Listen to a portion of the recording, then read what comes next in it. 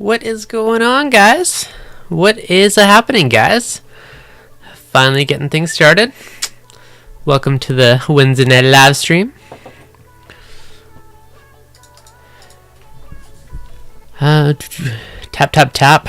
Is this thing going on? Yes, it is, Respy. Just starting. So how is everybody doing tonight? Anything exciting going on with you guys? So Rob's getting a 500-gallon tank. That's going to be huge. That'll be pretty exciting to see. Waiting for some updates on that one. So you're thinking about doing a Calquasser in the ATO reservoir. The only thing I'd worry about on that one, on a 500-gallon tank, I mean, once you have a high enough coral load, it might not be able to keep up. On my tank, I had issues where I was evaporating quicker than I could keep up. Aaron's Aquarium. Mr. Michael, how are ya? Welcome, guys. Welcome. Staying welcome, Respy. So the main topic for today is going to be around aquarium controllers. If any of you guys are following me on Instagram, you may have already had the sneak peek and knowing that I may have upgraded my Apex. So I spent a good chunk of my weekend merging everything over from one Apex to another Apex. So that was a lot of work, actually. Unfortunately, you can't quite just copy and paste. I mean, you are copy and pasting, but you can't like export and import all your settings, so it's a little more work in that sense. So it was definitely a lot, but there's some cool new features you can do with the new Apex, like power monitoring and do stuff that way. So some fun stuff to dig into and some more advanced stuff that I'm playing with, and hopefully if you guys have any questions on it, we could dig into that a little more. So if anybody wants to jump on the Hangouts, I'm probably going to go through my Apex and share my screen in a few, but I'll drop the Hangout if anyone wants to talk and ask questions verbally as well. Feel free to hop in.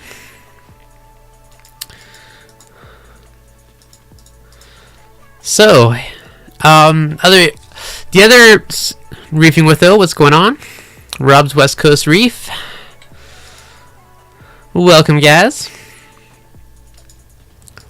Apex Go giveaway. I wish. Maybe one day I'll get there. Although once I hit 5,000 subscribers, I'll find something good. Who knows? We'll see what happens. Finally managed to connect with Triton. Just need to connect to my new lights now. Nice. Sounds like you're almost set up and ready to roll. Oh, that is the wrong link. That would explain things. Let me find the link. Apparently I copied over top of it. Sean, welcome. There you go. See if that Hangout links works, guys.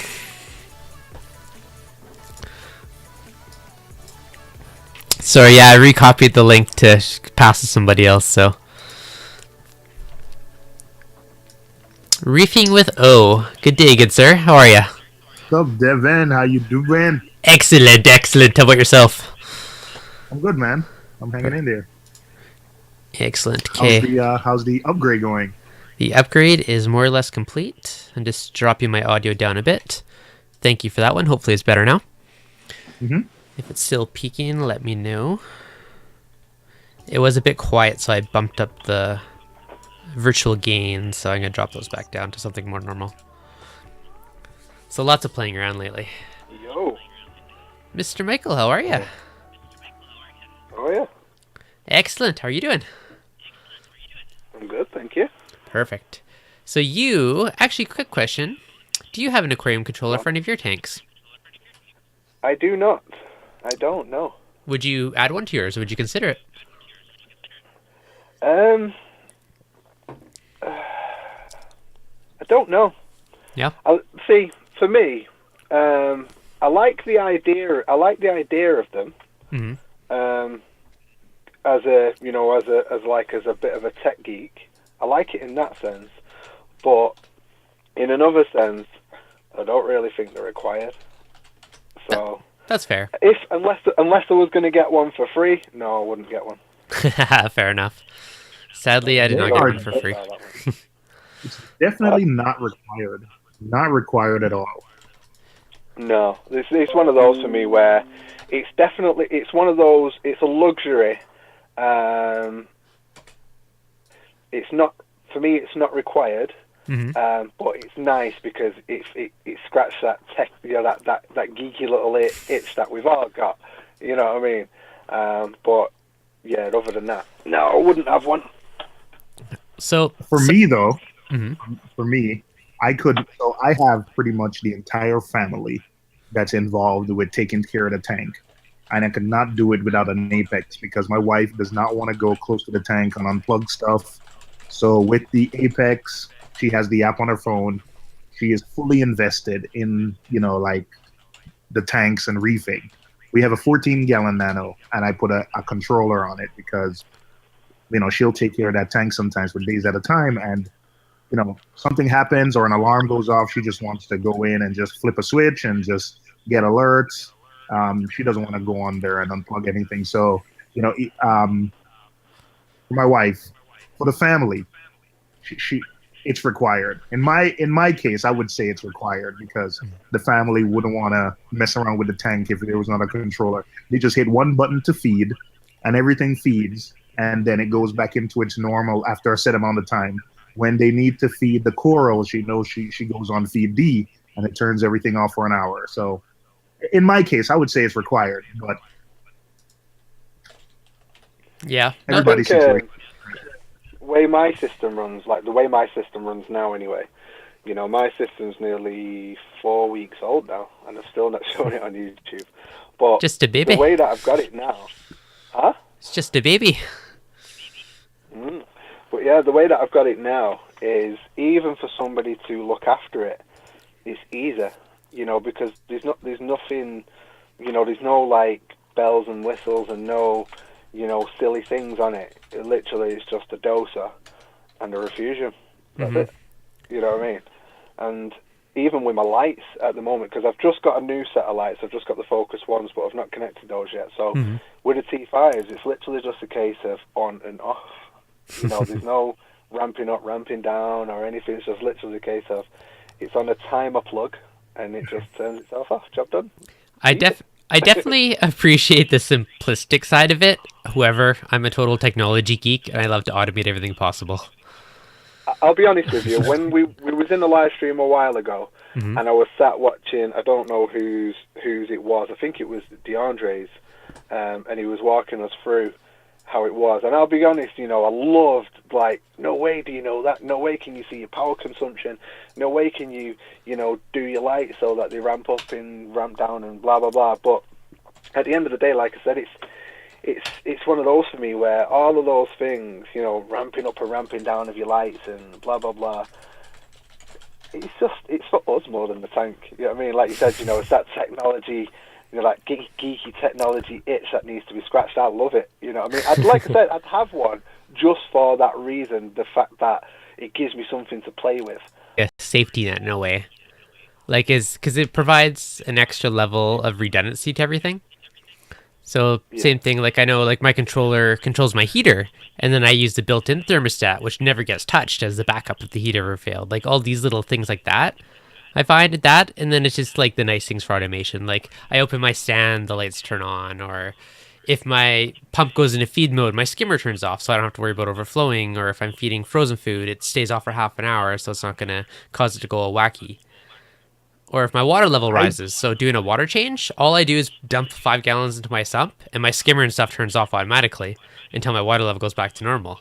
So then I don't even have to, I don't know. I'm like to be early on when I started reefing, a heater failed and cooked the tank, so the tank died. And then I think I went to bed once and forgot to turn off the lights, and the tank, 2 times. And then I looked into getting 2 timers, and 2 good timers. I was more than halfway to, I think it was the Apex Lite at the time. So at the time I said, this is kind of a no-brainer. Something with 8 ports, and you can control any port. And it just went down the rabbit hole from there. Like, to me, I mean, I think my wife is listening, but I don't want her to know how much I've spent on, Apex. But that's where it started for me. The cost of 2 decent timers was about halfway to an Apex Lite, and you got 8 ports, you got pH, you got all these things, I just went from there. Well, if you're looking I'll at be honest with you though. You know, I have got individual controllers. Like I've got a temperature controller, I've got a pH controller, etc. But I don't have like an all-in-one system. But really, the only real controller that I properly rely on, is my temperature one. Yeah. That one, you know, I couldn't live without that one. I will admit. No. That one I need. So I replace my heater. I replace my heaters pretty much every year and a half or so. I get two wind because so I use my heaters. I use my heaters main controller, and then I use the Apex as sort of a backup because I get heaters fail on me so many times. It's not even funny. Like I just bought a large I went back to like a analog I forgot the really popular heater, like the big glass one. And it didn't even make it through the Jaeger Eheim, and it didn't even make it through the winter. Like without it failed on me. It got stuck on. So I don't know what it is, but good thing my apartment is so warm that I barely need to use heaters in the first place. Like only on really cold days. But my heaters seem to fit.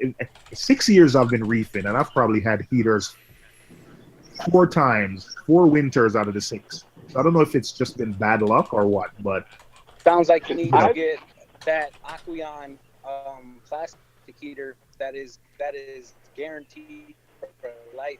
No, all you gotta do is just tell them it ain't working, and they'll send you another one. No questions asked. I've still got the same heat. I've got one of the heaters that I've got is still the same heater that I've had for 3 years. And that's why I like the control. That's why I like it's an Eheim one. Yeah, I've been running 2 of those in my some too, and so far so good. But I use the controller to turn them on and off, so they don't use their internal thermostat. Yeah, that's what I do as well, because that's why I was saying about the controller is I couldn't run a heat. I would never rely on the internal thermostat of a heater, especially now that I've got a proper controller. I'd never think, and not only that, I do have one heater which isn't connected to the controller, but it's set to 25 degrees. I run at 26. So say for example, God forbid, I don't know how it would, but say if my controller stopped working and the internal thermostat of the heater didn't work and they both went off, or say for example a fuse tripped or something and they both went off, then I've got a backup heater running at 25. So when the water level temperature drops, that'll click on. So It's not on, it doesn't run at all. But if it ever gets to 25 degrees, then it'll click on. So maybe I'm set up wrong. Maybe I need to do what you guys do and have the heaters. I thought that was the least reliable thing, though, the heater's internal controller. So maybe I need the... It is. So you use the heater's internal thermostat. It's sticking open or closed, whatever, either way. That is one of the most common things that fail inside of a heater. So, what Michael's saying, I do the same thing where we use for instance, on yours, you use the Apex to turn the outlet on and off and set the controller's heater like a degree or 2 higher. So if for whatever reason the outlet ever stuck on, then your heater's thermostat would kind of be your backup. Yeah. All right. So yes. So that's what I do with the thermostat. Will burn out that thermostat and then cutting it power, feeding it power, and then cutting it power. No, but the thermostat isn't changing though. Know that because are blown out because of that. Well, I've been running my temperature controller now for over a year with the same heaters, and so far, it's not been an issue. Most of the time, because like what O was saying there, the room's quite warm anyway, so that it holds its own temperature just from the temperature of the room. But with the controller turning it on and off rather than the thermostat turning it on and off, it seems to work, perfectly fine. I know a lot of people use like titanium heaters and things like that, the ones that are they don't have an internal thermostat, they're just on. And then so you have to connect them to a controller, otherwise they'll just bubble your tank. A lot of people use them, but all I do is I just use the Eheim ones, and I'll set it to a couple of degrees. You know, well, I set it to the same temperature actually as the temperature controller, and then if the temperature controller fails, then I've still got the internal thermostat of that one. Or say, for example, if the fuse blows and there's no more power being supplied to that heater, I've got a second heater which is set to 25 degrees. So when the temperature starts to drop in my tank, that heater will kick in. So basically, that second heater is my redundancy. You know, it's sat there. It's not on ever because it never gets to temperature for it to turn on. So on that note, Michael, actually, I just noticed something almost the same thing because I put two heater. Instead of a 300 watt, I have two 150s, and now as I upgrade the Apex, it shows me power monitoring for each outlet. It has the second heater is not kicked on yet. What's that, mate? You never go get tits on a green light. What's that mean? So I set the second heater to I think 0.1 or 0.2 degrees lower, and so far it has never kicked on.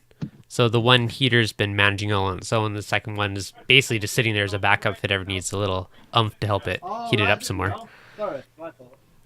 I didn't know. Get in trouble. I should have told you on the window, Matt. Sorry, mate. Yeah, I even bought one of the titanium heaters that has an electronic controller built in, and that thing failed on me. So, you know what? Maybe yeah, I'm gonna try what you guys do this winter. I need a new heater anyway. I've been researching new heaters. I need a new heater. My two votes would either be the Eheim Jagger, which is kind of a tried and true, and the other one that I've had good success with is Cobalt Neotherm. They're super thin ones. And that thing has been extremely accurate and stable. Like, I have one I put on the lowest setting of my jellyfish tank, and literally the temperature like fluctuates like 0.1. Like, it's rock solid stable. So those are the two that I like. I heard that there's an issue with the Cobalt, but I think it's I think they solved the issue. It was when they make like 200, 300 watt heaters, like the plastic was too big. But basically what they do now is daisy chain two smaller heaters together. Yeah, there's yeah. All right. Yeah, no, that has been resolved. That was a couple of years back, and I remember that one because I was obsessive researching that for a while too until I got it figured out. Sorry, Brett's Reef said before that he got an Apex just for the water sensor because his missus said he needed one for the water sensor. You know what I did? I bought a wet dry vacuum cleaner. I thought that was for your water changes. No, I bought a wet dry vacuum cleaner to literally pick up the spills because what I've done many occasions, you know, the previous edition of my sump, you know, it was set so that when the tank back siphoned, there was about an inch of space left in the tank, you know, just for any eventualities or whatever. Now this version has like maybe half a foot. Maybe even a foot. You know, there's quite a lot of space for back siphon now. And on the previous version, what I did once, I went in to, you know, a coral had fallen over or something, and I caught my arm on the, you know, the return pipe and its lock line. So when I hit it, I knocked it down. So obviously that meant that the water, that it could back siphon more water than it normally does. So when I turned all the power off and everything to feed the fish, when everything back siphoned, I was stood there, fed the fish, you know, put the food in, walked away, and come back, and there's water everywhere. And all it was just because I knocked the return pipe. So since that, when I've remade my sump, I've made it even shallower now, so that, you know, it's got a lot more space. But yeah, I bought a wet dry vacuum cleaner, so because I'm always doing it. Even with a water change, I'm going to spill water on the floor or something. So I ended up getting a waterproof floor fitted and a wet dry vacuum cleaner. That's I wish I did the whole waterproof floor route. That's when I've spilt a few times now. But I always just throw a towel down right beside the tank when I do a water change or anything now. I have leak detectors. I put a leak detector under the carpet because, like I said, I put one of those really low profile leak detectors. I have them in the stand, in the carpet. Yeah, because it's an apartment, and I don't think we can take any risks. So anything happens, and I'm always doing stupid things. Like I've been working under the sump, slipped, and broke the damn pipes, and it was just nuts. and the leak detector like shut everything off and shut off the return pump and saved me. So I'm a clumsy dude, Hmm. and but I can make all these excuses for Apex I want, but like ReefDudes, I am a tech junkie. Yeah. But in my case, though, I will say I've been lucky because of the Apex, it's really gotten the family involved in the hobby. So much so that when we move, we're looking at a really, my wife is even talking now about um, getting like a 250 because she wants to keep a Nice. Nassau, a fully grown Nassau. So Very cool. we'll get. So yeah, Huh. I love my Apex. Brian in the chat is saying his leak detection saved him from a flood twice already. That's pretty awesome. So, on that note, I have been debating building in my own little leak detection for a while now, so I think you guys are inspiring me to actually get that done. What modules do you have on your Apex?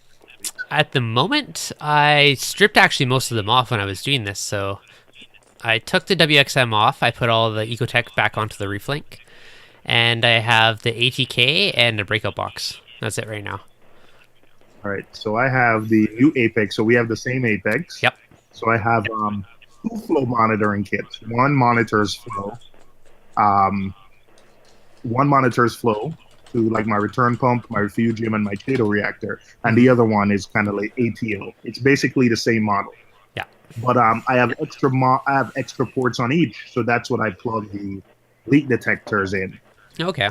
So what I was thinking of keeping it super simple and just using a breakout box to do it. So what I'm gonna do, I bought a bunch of these rain sensors, that are basically just a super thin circuit board with a big zigzag of traces on it, and I was just gonna bridge a ton of those and wire them up to the breakout box. So if any water touches it, it's gonna bridge those pins and basically close a switch. So you can say if any of these, so just take one port of the breakout box, put it into like a little bus bar, and wire a bunch of these up to it. That was my thought. So that's going to be a future DIY project. I bought the sensors like a year ago. I just haven't got around to building it yet. I'm trying to automate everything. So, I'm on the Triton system. Yeah, this is just me. I'm on the Triton system. It's been no water changes now for about 2 or 3 months. I just got like a huge ATO container today, which will allow me to go about 2 weeks between refilling it. Yeah. And I'm going to add optical sensors to it. That's going to alert me when it's low. I am gonna try and have float switches so I'm gonna see if I can run the RODI system to it. I'm gonna try and automate this. Nice. Yeah, just make sure you have extra redundancies on that. They do have, if you do have the Apex anyways, they have that 24-volt solenoid, so you can use that as to kind of kill your water supply, but have a flow valve as well. So another thing on this, everything I do, I try and find a way to have it double redundant. But Michael, I think what I'll do, I'll keep it half. Cause the thing now with filling my RODI system is I have to run the cable across the living room, and sometimes the kids kick it out. But I think I have a pressure switch that detects, when the pressure is building up and shuts off like my booster pump.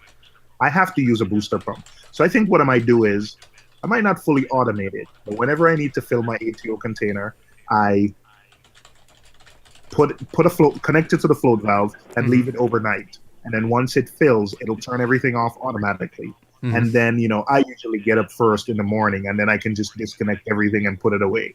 Yeah. Before the kids wake up. Oh, that works. That's like in best of both worlds. Not, but I'll still use the optical sensor to let me know when the ATO container is low, so I don't run dry. Now, actually, I gotta go back to that. Because I have an optical sensor in mine, but I don't think it was reading it properly. I tried to extend the cable, though, with just a headphone cable, so maybe I gotta find a different one. But, because it's basically just a 3.5mm jack. I think it's actually one of these. I don't think it's a 3.5mm jack. I think, don't quote me on this, but I think I was at a conference and someone said that, and I think they said it's not. I can find out for you, ReefDude. Actually, do find out because it wasn't working. I bought a 4-pole 3.5mm extension cord to extend it, and it wasn't reading it properly or something. There's some reason I unplugged it for now, but it's another thing I might go back to list. So if it is something different, then let me know.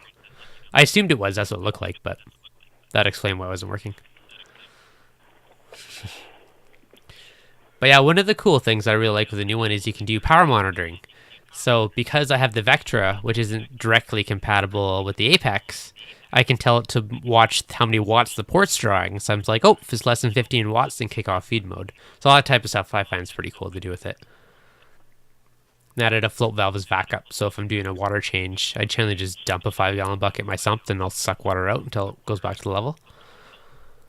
Brian is saying you have to watch the optical sensors. I have 2, and if air bubbles accumulate on them, they don't work. Brian, are you talking about for ATO or just the general optical sensors from Neptune? I've used a bunch. I've never had that issue. In my previous tank, I had a Innovative Marine Fusion 30L, and I built my own ATL using dual optical sensors and just like an Arduino and a relay type of deal. So I built my own, and yeah, they've been issue-free. I've used a Tunzi ATO. That's never failed on me. And now I'm using the Neptune ATO. And the one time the Neptune failed was my issue. It wasn't a user error. I just did something wrong. So, but what I did is I purchased, they sell extra optical cable. That's what I purchased extra. Do they sell an optical extension cable? You know what? I don't know. I just sent the guy I know Neptune a text. Awesome. But I just bought an optical sensor. Mm-hmm. I think it was like 20-something bucks. Yep. No, I added one to my reservoir. It's just the fact that it's too far away. Yeah, that's what I did. That's what I did. Added it to my reservoir, and it's gonna let me know when it's low. Okay, nice. So the other question, since you have the ATK as well, if your water level raises in your sump, hey, exclusive, does it fire off the alarm? So right now, no. I ended up, I got to figure out another way, but I took the line off to turn the alarm on if it goes above that second sensor, because I haven't found a way to delay it. Because I do kind of a backwards way when I do water changes. I add my fresh water first, then I suck out the old water, so that my system can keep running. But it fires off my alarm. If you do it that way, then aren't you potentially removing some of the new water as well? It's possible, but out of 5 gallons out of 120 or 40, it's minuscule, I think. But my whole reasoning for that is so... It seems a little non-productive, that, doesn't it? Yeah, it's minute. But the whole point... I mean, the only reason I really do a water change is to vacuum my sand bed. So I like to leave it running so that as it's running, any of the particles that are in the water will get sucked into the filter sock. That way it's kind of cleaning itself out. Then once I'm done the water change, the very last thing I'll do is to clean my filter sock. Then I put a fresh one in, and it's not going to get all mucked up from all the stuff I stirred up. Yeah. But yeah, so my main thing that was annoying me was like with the ATK, it kept firing false alarms because that second optical sensor is getting covered with water, but that's because I dumped 5 gallons in and my phone would go bing, bing, bing every 2 minutes. So I took that out of the alarm statement, but I've been trying to find a way to say defer the alarm. No, I do. But I don't know. I go over to my plug board, switch all the plugs off, do the water change, switch all the plugs back on. Actually, any alarms or anything. Actually, I did do that as well. In my Apex code, I believe I told the ATK to turn itself off if the pump's in feed mode, or if the floats... Here, let me pull it up. Yeah. It will, Dev. The ATK only turns on once an hour. Yep. So if you can time or know when that hour is by maybe tracking power usage, you could probably time the automatic water change for while the ATK is off. So just have it off. So or just set it. You know what I do? You know what I do? I actually use a port on my because I have 2 UB832, so I actually plug the ATK power cable into a Neptune Apex port. So, like I feed at 1 o'clock, my auto feeder comes on. Yep. I tell it, like I say, during 1 o'clock, like you're off. Like do not come on at 1 o'clock, like off. Went from 12:55 to 1:05, you're off. Off. So I do that. I don't know if maybe you don't have an extra port to do that. Well, so what I did, I said if the return pump is drawing less than 15 watts, so in feed mode, then off. And I also have a float switch, so if the float switch is closed, then off. So I told the ATK to turn off if any of those conditions happen. But I think it's, even if it's off, I think it still monitors the float switches. Quick note, Christopher Williams in the chat. Can you ask the guy who's talking what kind of deal he gets from Advanced Acrylics? Because I was looking at their sumps and I kind of want to add a refugium. I love their built-in skinny ATO. I don't know if that's for you or not. That's for me. I just got my Advanced Acrylics ATO container today, and a little piece of it is broken, not enough to affect, just the little cover they make.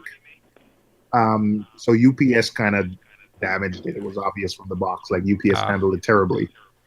So they're actually going to file a claim and send me a new one. Mm-hmm. I do not. You know what?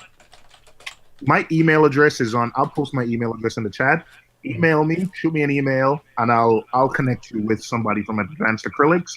And any discount I get, I'll try to get. I can't promise anything, but I'll see what I can get you. There you go, Christopher Williams. In other exciting news, check this out. My pH is the highest I've ever had it lately. Oh, do you know what? That is exactly the same as me. Really? My pH, yeah. Do you know what? That's weird that you said that, because I was sat there, because obviously I said I've got a pH controller. Yeah. And yeah, I know people say don't chase pH and all that, and I don't chase it, but I love watching it. Yeah. I love watching it to see what things in the house affect it. Say for example, when I'm in the house on my own, the pH is high. When all the kids and everyone comes home, it goes down a little bit. If you're cooking, it goes down. Oh, do you know all these things? I love watching it. It fascinates me. And today I looked at it, and it was at 8.25. Woo! And I know, you know what I mean? And I was like, I have never in my entire reefing career been that high when it comes to pH. I've always been like at the height of the day, at the best part of the day, has been 8 maximum. And really? Then, yeah, 8. I've never ever got higher than 8. And then when I was running a calcium reactor, obviously it was a lot lower than that. It was like 7.8, sometimes as low as 7.7 sometimes. Yep.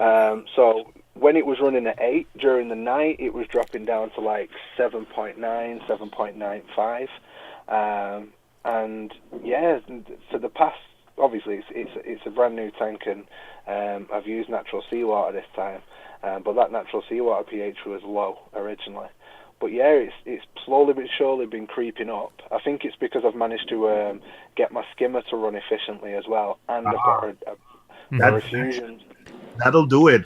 Today we were out. Well, I'm in an apartment, so I probably have more extreme swings than you do. So we were out today. So I was at 8.2 today. In fact, to keep anything near 8, I connect my skimmer air silencer to outside. Like if I don't do that, I don't even get close to 8 at all. Well, that's a few things that I've done with mine. Is originally, like obviously the skimmers, the silencers are sort of like built into the body, aren't they? So, but luckily mine was just an acrylic screw. So I bought some like blue silicone pipe to extend it out of the cabinet. It's still connected to the cabinet, but it's on the outside of the cabinet rather than the in. And because I've rebaffled all the sump, the water level in the skimmer chamber now is always the same. It never changes. So the skimmer's running really, really efficiently, and it's pulling air from outside of the cabinet rather than in. And in the tank, and obviously I've got a refusion that's really kicking in at the moment. It's really growing, and the slipping tank is like, I looked at it today, I was like 8.2. I think it's 2.3 or 2.5. I was like, nice. Wow, nobody to tell. But now you've just said it. I've just told everyone. Right? Can you run the intake for your? You know what will make a bigger difference? Oh, huge! Outside air. I can't because where the tank is, it's nowhere near any doors or windows. So I'd either have to go up through the ceiling and then out of the wall, but it's a double skinned brick wall, so that's not happening. Or under the floor and then again through the wall, so that's not happening. So literally I can only use internal air, as in the living room. Now, on that note, I thought the same thing. However, I'm like, no, I don't want to drill a hole in the wall, blah, blah, blah.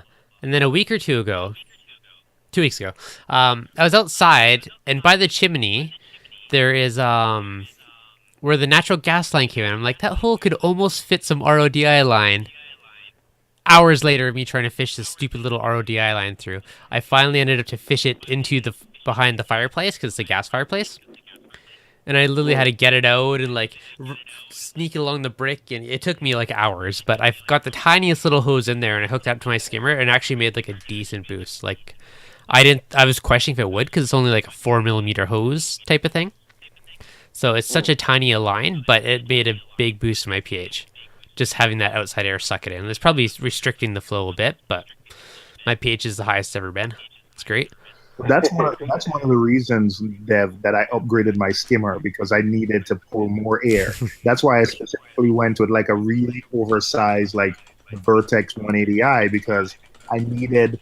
I looked at a guy who reviewed a bunch of skimmers, and he had an airflow meter, and out of all the skimmers he tested, the Vertex Omegas were the ones that pulled in the most air, and they were really close to what they were rated for, because he said that were rated for X amount of 1,000 liters per hour, and it was doing half of that. So, oh really?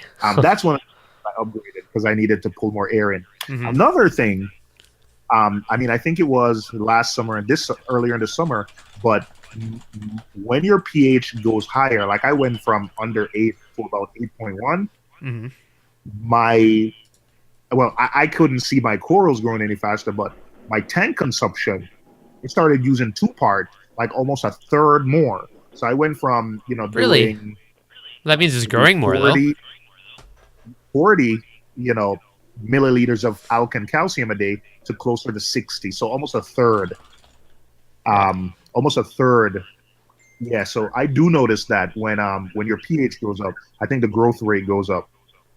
Yeah, no, well so watch out for that. That's the whole point of... I'm noticing myself with, obviously my pH since running this tank has been, it's been like 8.15 and climbing, since running.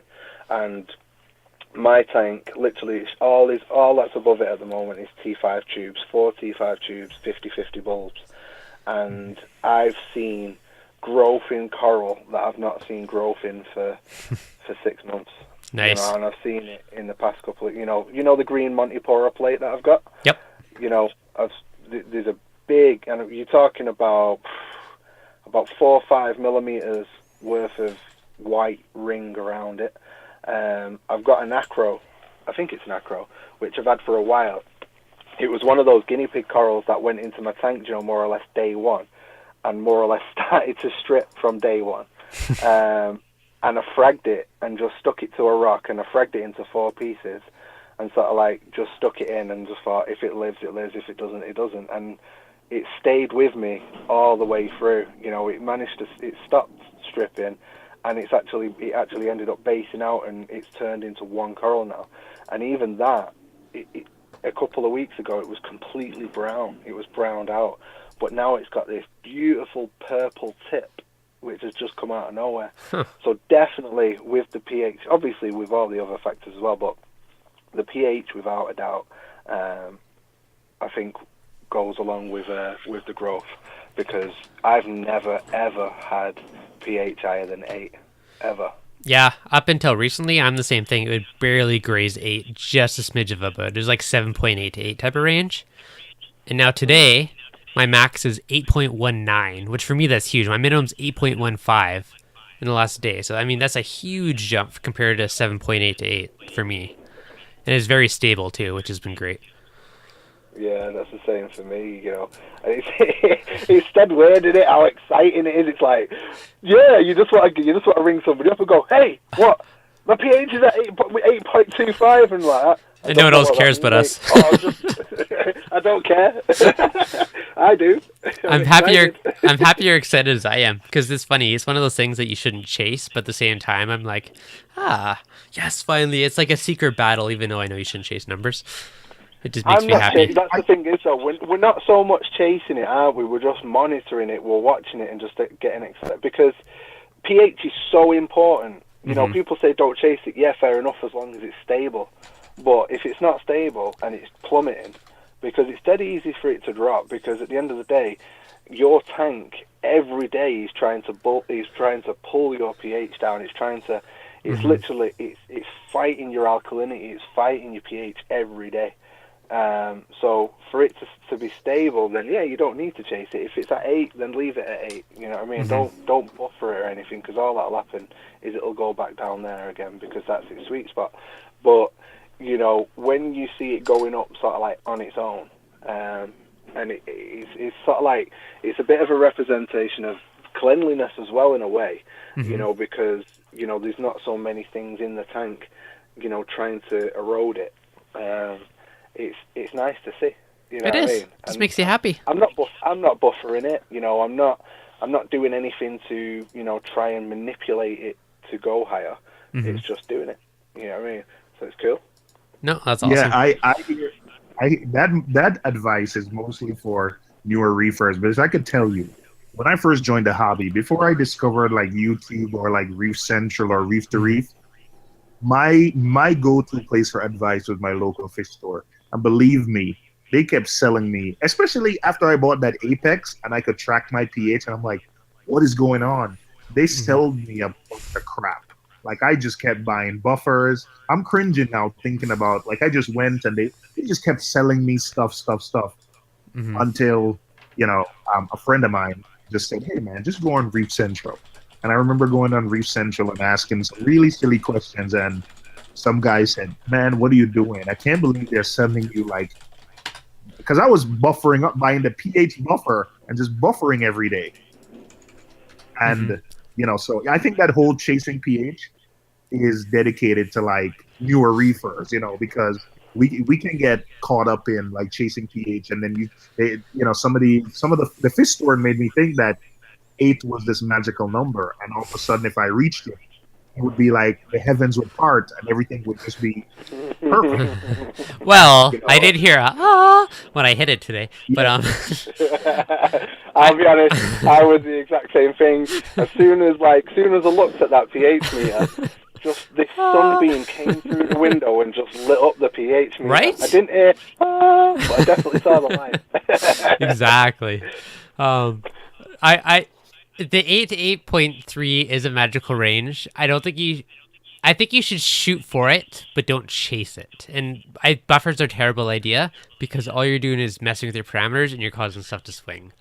So the thing with buffers, I think buffers, everything has its place, you know, because obviously don't turn around to people and say, don't use buffers, you know, blah, blah, blah, because they do have the place, but it tends to be to help you get out of a sticky situation. So say, for example, something's going on and your pH is, you know, really low or falling or whatever, then you can use it to get yourself out of that thing. But it's like with everything, like with nitrates and phosphates and everything else, it's rather than using a lotion and potion or some sort of quick fix to try and sort it out, find out why it's happening, what is causing the pH to drop, or what is causing, you know, the nitrates to go high, you know, all these different things. If you can just do that, then you don't need buffers, etc. But they're definitely good to have on hand if something goes wrong. But again, that's more of a beginner thing again, because after a while, you know, you don't really need stuff like that, because your tank's just, you know, just is what it is. On that note, kind of back to the controller side of it, having the controller with a pH monitor has been one of those things that's been allowed me to help fine tune it. So, like, I'll run my Chaeto reactor at times when the pH would normally be lower. And I also have a frag tank in my sump, and I run my frag tank reverse light cycle to the main tank. So that also works to balance out pH. So having been able to look at the graph and see how it changes at which hour it's up and down, it's kind of fun in a way to tweak all these little settings.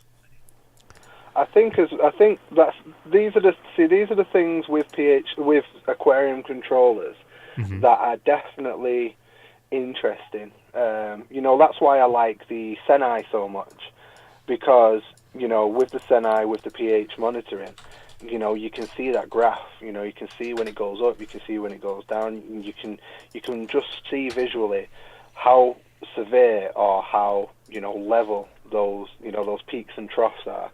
And like you said, if those peaks are high and those troughs are low, then when you're dropping low, it'll give you that ability to say, right, well, at 11 at night, the pH drops hard. So I think an hour before that, I'll turn my refugium on. But even on that, like, I dose my alkalinity based on times when my pH is dropping as well. So, like, if I go into my alkalinity dosing, see, it starts dosing at 1800, so 10, what is that, 6? I should change that a little later. Anyways, and then until 10:30 at night. So I dose calcium in the day, and then I dose alkalinity at night, just to stabilize it. I recently had some alkalinity issues where my alk dropped to like 5.1. And, it was after the fact when I went and looked at my graphs, I realized that my pH was low. So I probably should have caught it,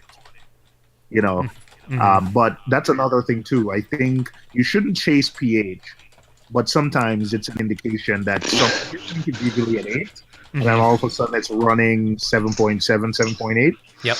That's probably an indication that, you should start testing stuff because maybe something is off. So, what's happening, kids?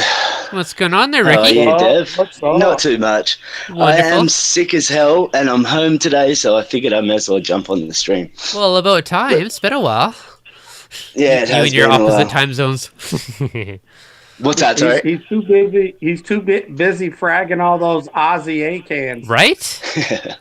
Making us jealous. Yeah, we got so many A-cans. Plenty of more of them to come, that's for sure. Oh, what's happening, Aaron's Aquarium? What's up, How's the Michael? new system coming? What's that? I just said, Michael, how's the new system coming? Absolutely brilliant. Absolutely brilliant. That's good to hear. It's a shame you had to close that thing down. I didn't have to, but it was one of those where Well, it was the right thing to do, and I'm glad I did now, to be honest, because it looks better, it's performing better, it's wicked. That's the one thing I find with my system, and that's why I kind of came into the hobby with this mentality, is I just move stuff around every week because I get bored of looking at the same thing. So that's why I never glue anything to rocks or anything like that. So, hey, you get some pieces blowing into some other pieces in some Coral Warfare, but what are you going to do? Oh, I just realised Rico's in the room. You're going to get it now for saying that, that. Hang on. I'll just hide in my gremlin hoodie. You can't mess about with stability, son. Moving stuff about all the time. Get another tank. Nice gremlin hoodie. Exactly. Cheers, man. I'm sick. I'm allowed to be in my onesie. That's fair. This is completely random. It made me think. I'm 30. Sorry, just as on the onesie situation.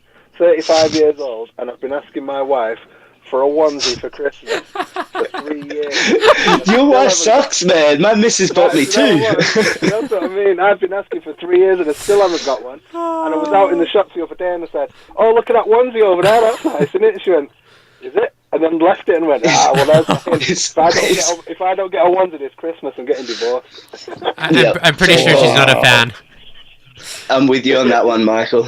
If she won't let you be comfortable in your own being, you need a new missus, man. I want a Chewbacca onesie. Are they actually comfortable?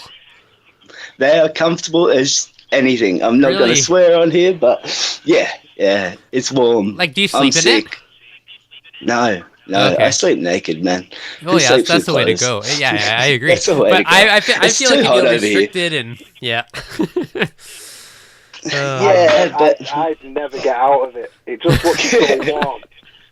I hate being cold, and they just look so warm. I've never had one. And they just be Michael streaming in his onesie all the time. Let's watch that.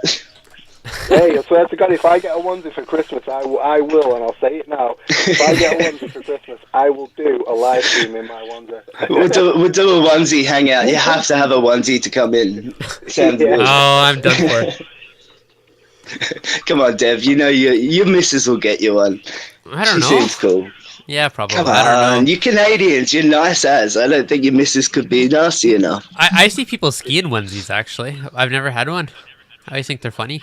Crazy. If you have cold enough winters where one would do you, one would do you well. I'm climatized. It's hot though in the summer. We get extremes. It's like one to the other. I'll turn on some lights. So get the sleeveless and the short pants one for Yeah, that's how it works. for summer, and then or just get two and cut one for summer. Mm-hmm. I want one with feet and everything. Me, I want one that you have like slippers and everything all connected to it. Just a full bodysuit, just eye holes. Yeah, I don't want any part of my body apart from my face exposed. You're gonna make me choke over here, Michael. If you're on the live stream, all you see is eyes. in my Chewbacca onesie. Oh, it's awesome. There we go. I just sit like this the whole time. Yeah, we better talk reef tanks, I guess. Yep. A little off topic here. Is anyone getting any new additions? I'm interested to see. I'm always curious to see what new corals people like. Euphilia. I have a hit out. Euphilia, why? Come on, get Michael. I want to keep calling you Aaron, even though I know your name's Michael. I guess that channel name will screw you every time. Yeah, Euphilias are good, but they take up so much space. My one torch was the size of my hand when I got it, like my fist, and now the thing, like 6 months later, it's as big as my head, bigger. The thing is, though, I've created a space in my tank for them, especially. So yeah. They can grow. Yeah, well, you're always big on fish, aren't you? Because you had a lot of fish in. Well, you had a fair. I've got 3 fish. I have 1 coal tang, a yellow-eyed coal tang, and 2 Ocellaris clowns. So that's it. I guess in saying that, you had more than me. Yeah, that's it. That's all I plan to get. Because it's kind of like I only buy them for YouTube. I don't even like fish. Yeah. They're too expensive to buy for YouTube over here, man. Purple tang's like $300-400 half the time. Linda's Reef setting up a GoFundMe for my onesie. Onesie fund? Linda's got your back, Michael. I like it. Just so she can watch me in a live stream with one on. Nice. Aye. Oh, so is my on the fish note. Sorry, is my mic level okay? Yeah, no, you sound good to me at least. Good deal. So on the fish note, I do hear a lot of backfeed, or is it just me? I do hear it a bit too. I can hear somebody's YouTuber like a couple second delay. I can hear it. Yeah, I can hear it too. Somebody might It's have like the YouTube little open, echo. or it's just hearing the speakers. I'm muted, so yeah. Hang on, I'll mute myself. See if it fixes it. Okay. Dun. Still there a little bit. Yep. No. It definitely is a lot cleaner. Yeah. It's not terrible, but I can hear it a bit. Are you sure it's not you, Dev? I closed every other window and I'm wearing headphones, so it shouldn't be. I purposely wear headphones now, Yeah, I was gonna say I can avoid it. I muted myself. It didn't seem to be me. I'm only looking at the chat. I've not got the live stream playing. I'm just reading the chat. Okay. Oh. I've just got my phone staring at me. It feels awkward. Hopefully it doesn't sound too bad in the chat. So on the fish note, since I know you guys are saying none of you care for fish, well, Michael doesn't, but I'm still debating adding a powder blue. It's been on my... Okay. Yeah, they're nice fish. You don't know until you do it. I hate this thing where people turn around and say, don't do this and don't do it. Unless it's like an obvious reason, like don't put a queen angel in a reef because, it's going to reach your corals. But other than that, if it's down to the fact that it might get white spot or, whatever else, then sometimes you just got to take that trick. Like I've done it before where I put angelfish, dwarf angelfish in my tank. And I took a punt on it. I had to go. Mm-hmm. Yeah, granted, one of the angelfish actually did eat my corals. So yeah, you can't. You definitely got to do what you think you want to do because every situation when it comes to fish is different. Mm-hmm. Yeah, look at Nick Chan at the moment. I think he's got 5 or 6 bannerfish in his system. Now I wouldn't have the guts to do that. But he's done it, and everything seems to be fine. Yeah. But I'll put money on it. If I did it, they'd eat all my corals, or they might not. But it's one of those where if you're somebody who wants a fish, and as long as it's not going to, obviously clearly destroy everything, then have a go. You know what I mean? There's nothing that powder blue can do to your system really, other than give you a white. It's not even that. Any fish can get ick. It's where you get it from. So I don't worry about rely disease on the or actual ick. fish's reputation, because some fish just have a really bad reputation. But I think it's half the hobbyist's fault themselves for not shopping in the right place. Like, you hear people getting 5 or 6 of the same fish, and it's just like, okay, well, when are you gonna learn? Like, obviously you're not the best person for that fish, or you're not picking it from the right place. That's my particular opinion anyway. If you quarantine and buy from a good shop, you shouldn't really have issues. Obviously, the coral eating is a whole different issue, but I'm just talking about fish that are known for ick and or marine velvet or issues in general, like the powder blue. Not at all worried about diseases. I got 6 tangs and a 120 with the powder blue. Okay, so not at all worried about diseases, quarantining, white spot. I don't care about any of that. More just aggression between tanks. Don't you already have do you have a hippo tank already? Yes. Yeah. Well, why what don't other they- tanks? Yeah. Do you know that cheeky little product that I've got called the Acclimation Pod? Yeah. You're very good with making stuff. Why don't you knock up your own sort of like acclimation pod? It's I don't know how cheap acrylic is over there, but it literally is just an acrylic box. Yeah. Put the fish in it, in the tank, and then if it's smashing the sides trying to get your powder blue, trying to get your hippo, or if your hippo's trying to smash the sides to try and get that, then leave it for 24 hours to 48 hours. After 48 hours, if it's still happening, you can't let that fish out. That's the great thing about the acclimation pod. I've never used one in my life, but that's not a bad idea. Yeah, but that's the reason why. Sorry, go on. That's why I have an acclimation box, because you never know. I've left fish in for over 2 weeks in an acclimation box until the aggression goes down. I mean, it could take a couple weeks before that aggression leaves.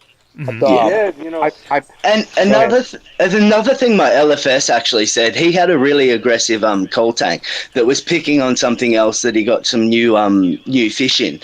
Now, I know it might not work for everything, but a good idea to think of, I suppose, is sometimes putting a mirror up against the glass for a week or two can distract that fish enough that it thinks it's seeing one of its own kind. So it'll always attack one of its own kind over a different type of fish. So sometimes that can be a good way to get them in the system for a week or two and see how they go. And definitely almost you could do that with an acclimation box even. Well, I've had I've tried the mirror trick before. I've tried it with yellow tangs and I tried it with Jeff, and it never really worked, because after a minute they sort of got wise to what was going on. That they got wise to it was them. But maybe this coal tang was just dumb. It was 3 days later and the thing was still trying to attack a mirror. No, sometimes they do. You know what I mean? It might have just been the fact that I don't know with them, but yeah, the mirror trick has worked. I've got a fish trap that has a mirror in the back. And it always draws fish in. It's like they see the reflection and they're straight trying to fight themselves, and then boom, you trapped them. So it is cool. But I just think the acclimation pod as well. How big is yours, Michael? My acclimation pod? Yeah, like roughly. It's the width of my tank, so it's 30. It's not. It's 20, because it sits inside my brace bar, so it'll be 25 inches. Okay. Wow, that's actually pretty big. Yeah, well, that's why I got it as well. That's why I had it made, because it was big. Because if the fish does have to stay in there for a while, it's not. At least it can move, it can still move. And it's not cruel, No, that's a good idea. 5 inches by about, I don't know whether I think it's about 9 inches deep. Or no, I think it's deeper than that. I think it's about 10 or 15 inches deep. Okay. So it's quite big. And there's plenty of space. And honestly, when I got, what did I get? I don't know whether it was a purple. No, I got the purple tang after Jeff. I can't remember anyway. But I got a fish, and I put it in there because of Jeff. And And yeah, straight away, you know, he's swimming up from the bottom and attacking the base of the acclimation pod to get the fish from underneath. Really? He's smashing the side and everything. Oh, that was it. It was a Barry N tang. I had a Barry N tang.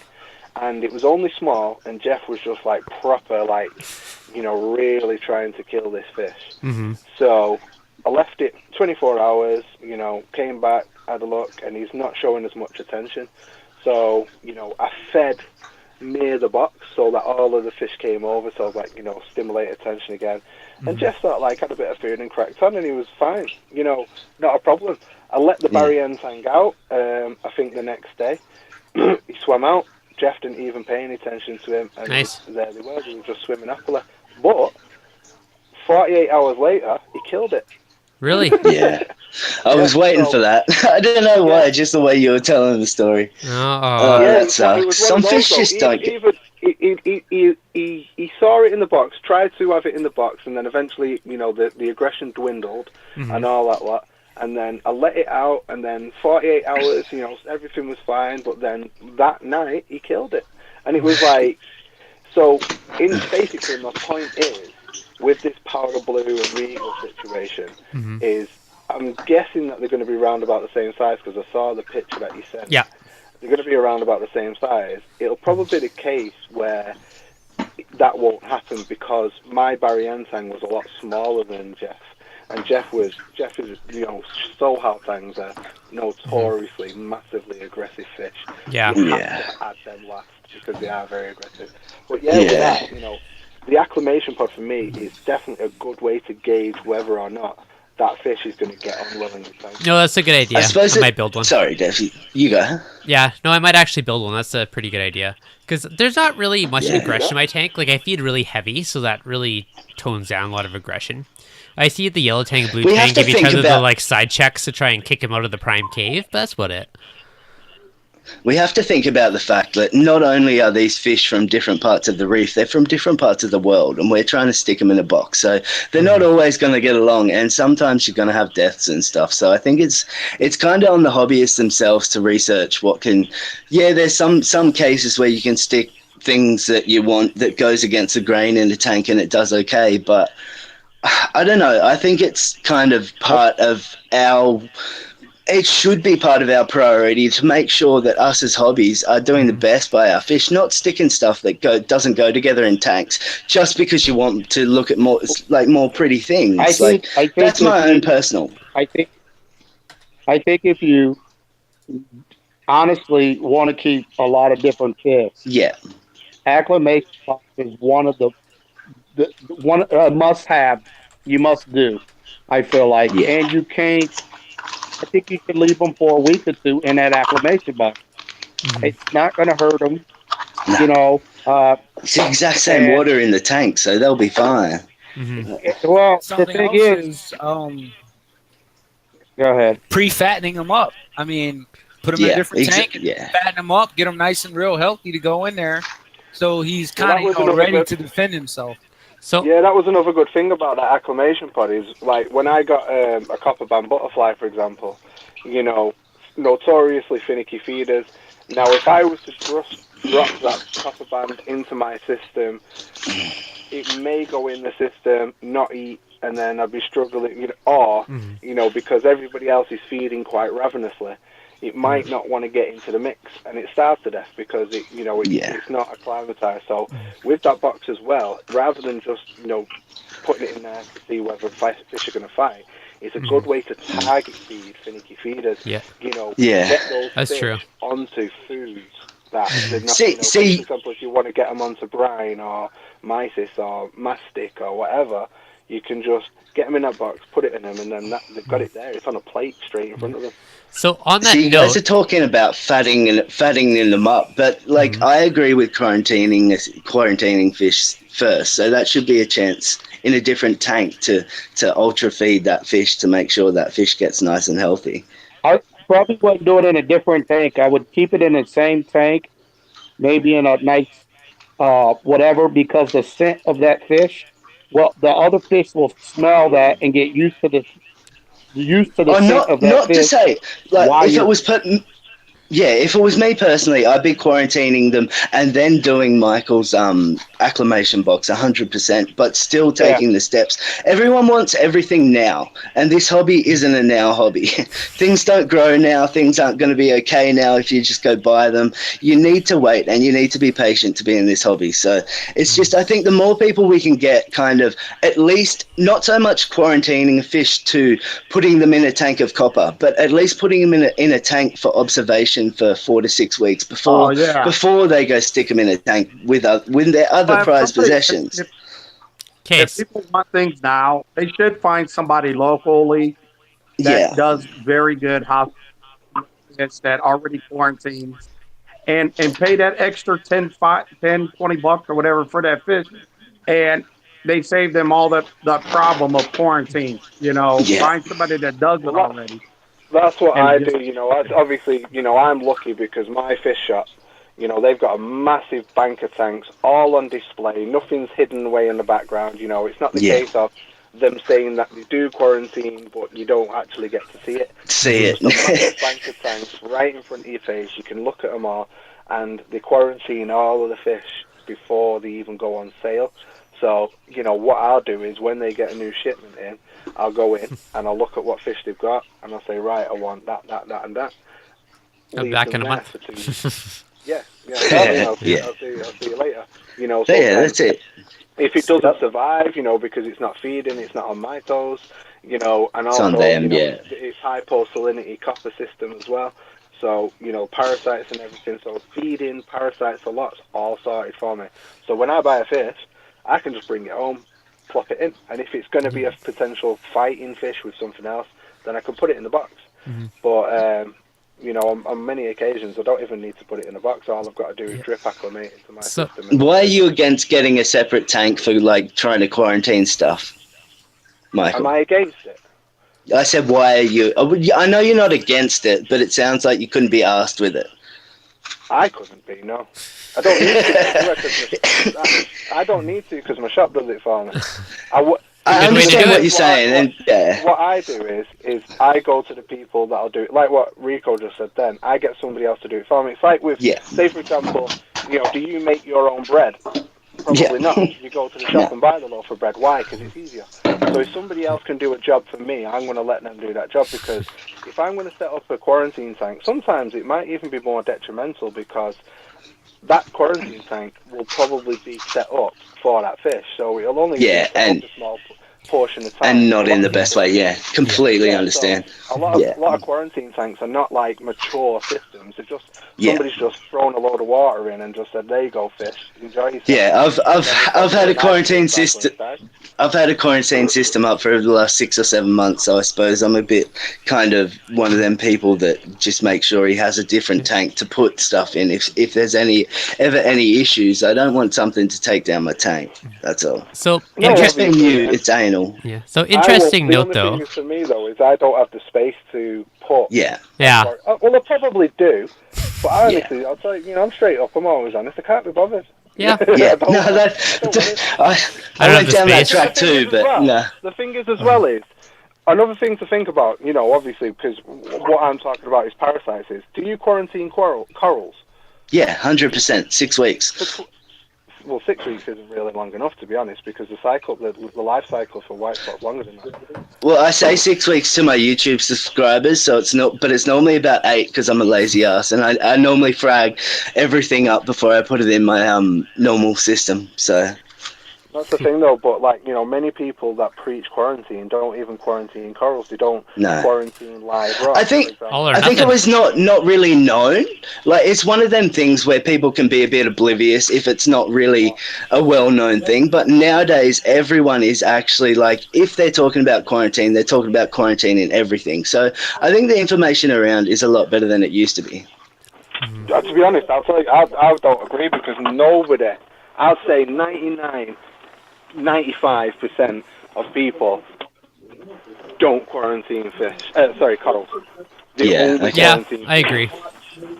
I always hear people talking about it, but I guess I don't normally see people putting it into action. Yeah.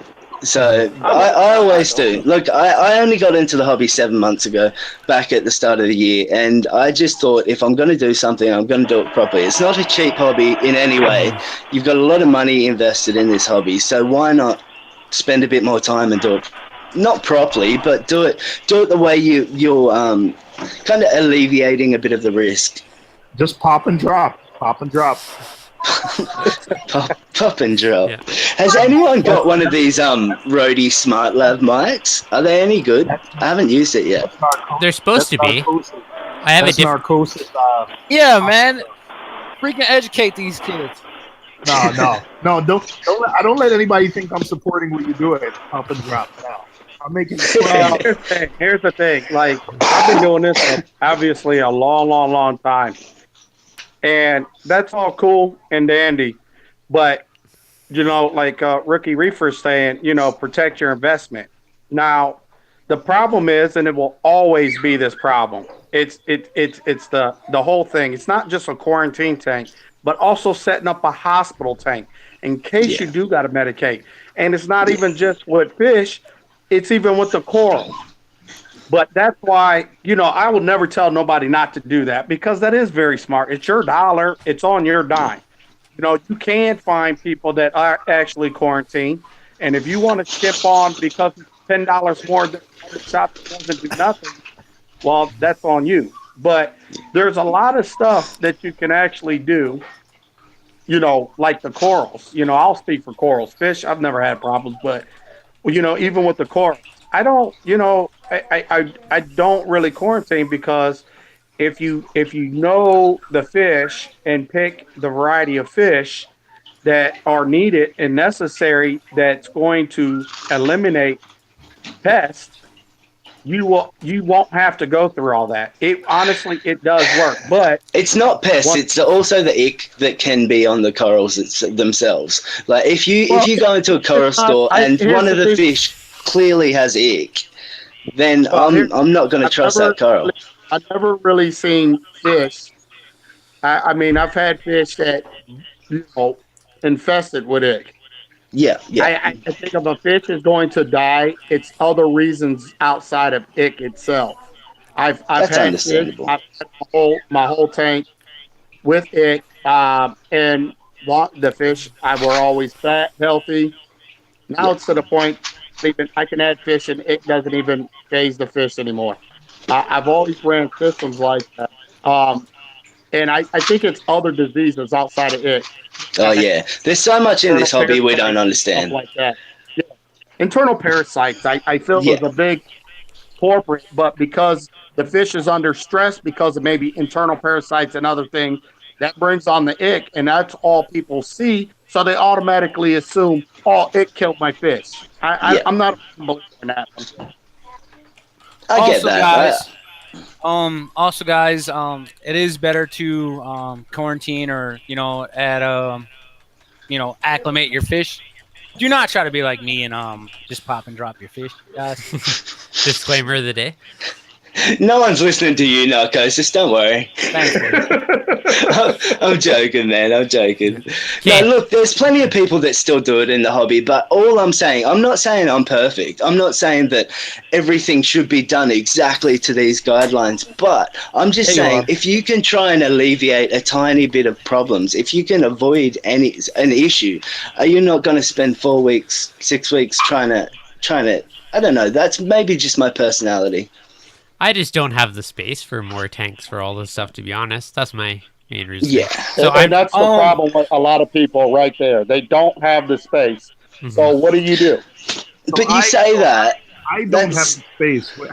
I don't have the space, but, I have a couple buckets that I do tank transfer method with I do tank transfer method and a small, 8-gallon tank that I keep outside that I'll put it right on the kitchen table with a hang-on back filter, and I break it out for 2 other weeks where I treat, after I treat with copper and some other medication. And while it's not a long, 2-month quarantine, but I feel like that's better than nothing because my reef is matured. I can't afford to.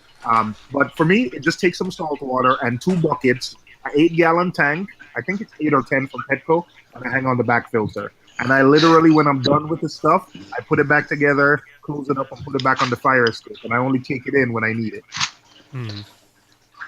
That's my quarantine. The tank transfer method always interested me, but it seemed like a hell of a lot of time, and effort. It's actually a shorter time than it is to actually quarantine a fish. Oh yeah. But it's a lot more effort, isn't it? Apart from just doing a few water changes and a lot more waiting. Water too, because you're basically water like you go through. Yeah, you can't reuse any of it. You've got to switch you have to have two of everything too, like 2 liters, because you have to sanitize everything. After you're using it. So it is a lot of work, but I feel like I don't have space for a full-on 6 weeks or whatever couple months quarantine. And you know, doing 2 buckets, if you do the tank transfer method properly, like you basically almost guaranteed to kill ick. Like your no doubt.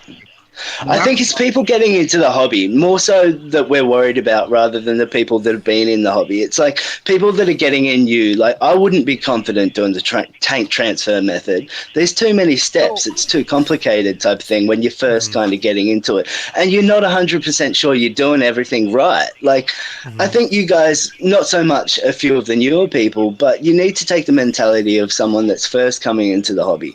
And can you not remember when you first came in, you were a little bit daunted, you were a little bit scared of doing your first, like when you're first doing something, you worry about it, but then you get used to it, you do it 20, 30, 100 times, and then it's just natural to you now. But when you first get into the hobby, you got to remember it's hard. Even then, when you do it 20, 30, 40 times, stuff still bleeding dies. Oh yeah. I agree with you. I mean, just that's when I started. My tank that sounds like a personal problem, Michael. No, I agree with you guys. It's just that now I'm experienced and my tank is mature, so I know what's at stake, so I'm not willing to risk it. So that's what it is. When my tank was even less than a year old, and the fish weren't that mature, I wasn't that attached to them. It was okay. It was probably okay. I never got ick, but now I sat there one day last year and looked at the tank and said, "Damn, I'm making progress now." It would be crazy if I had to lose all these fish.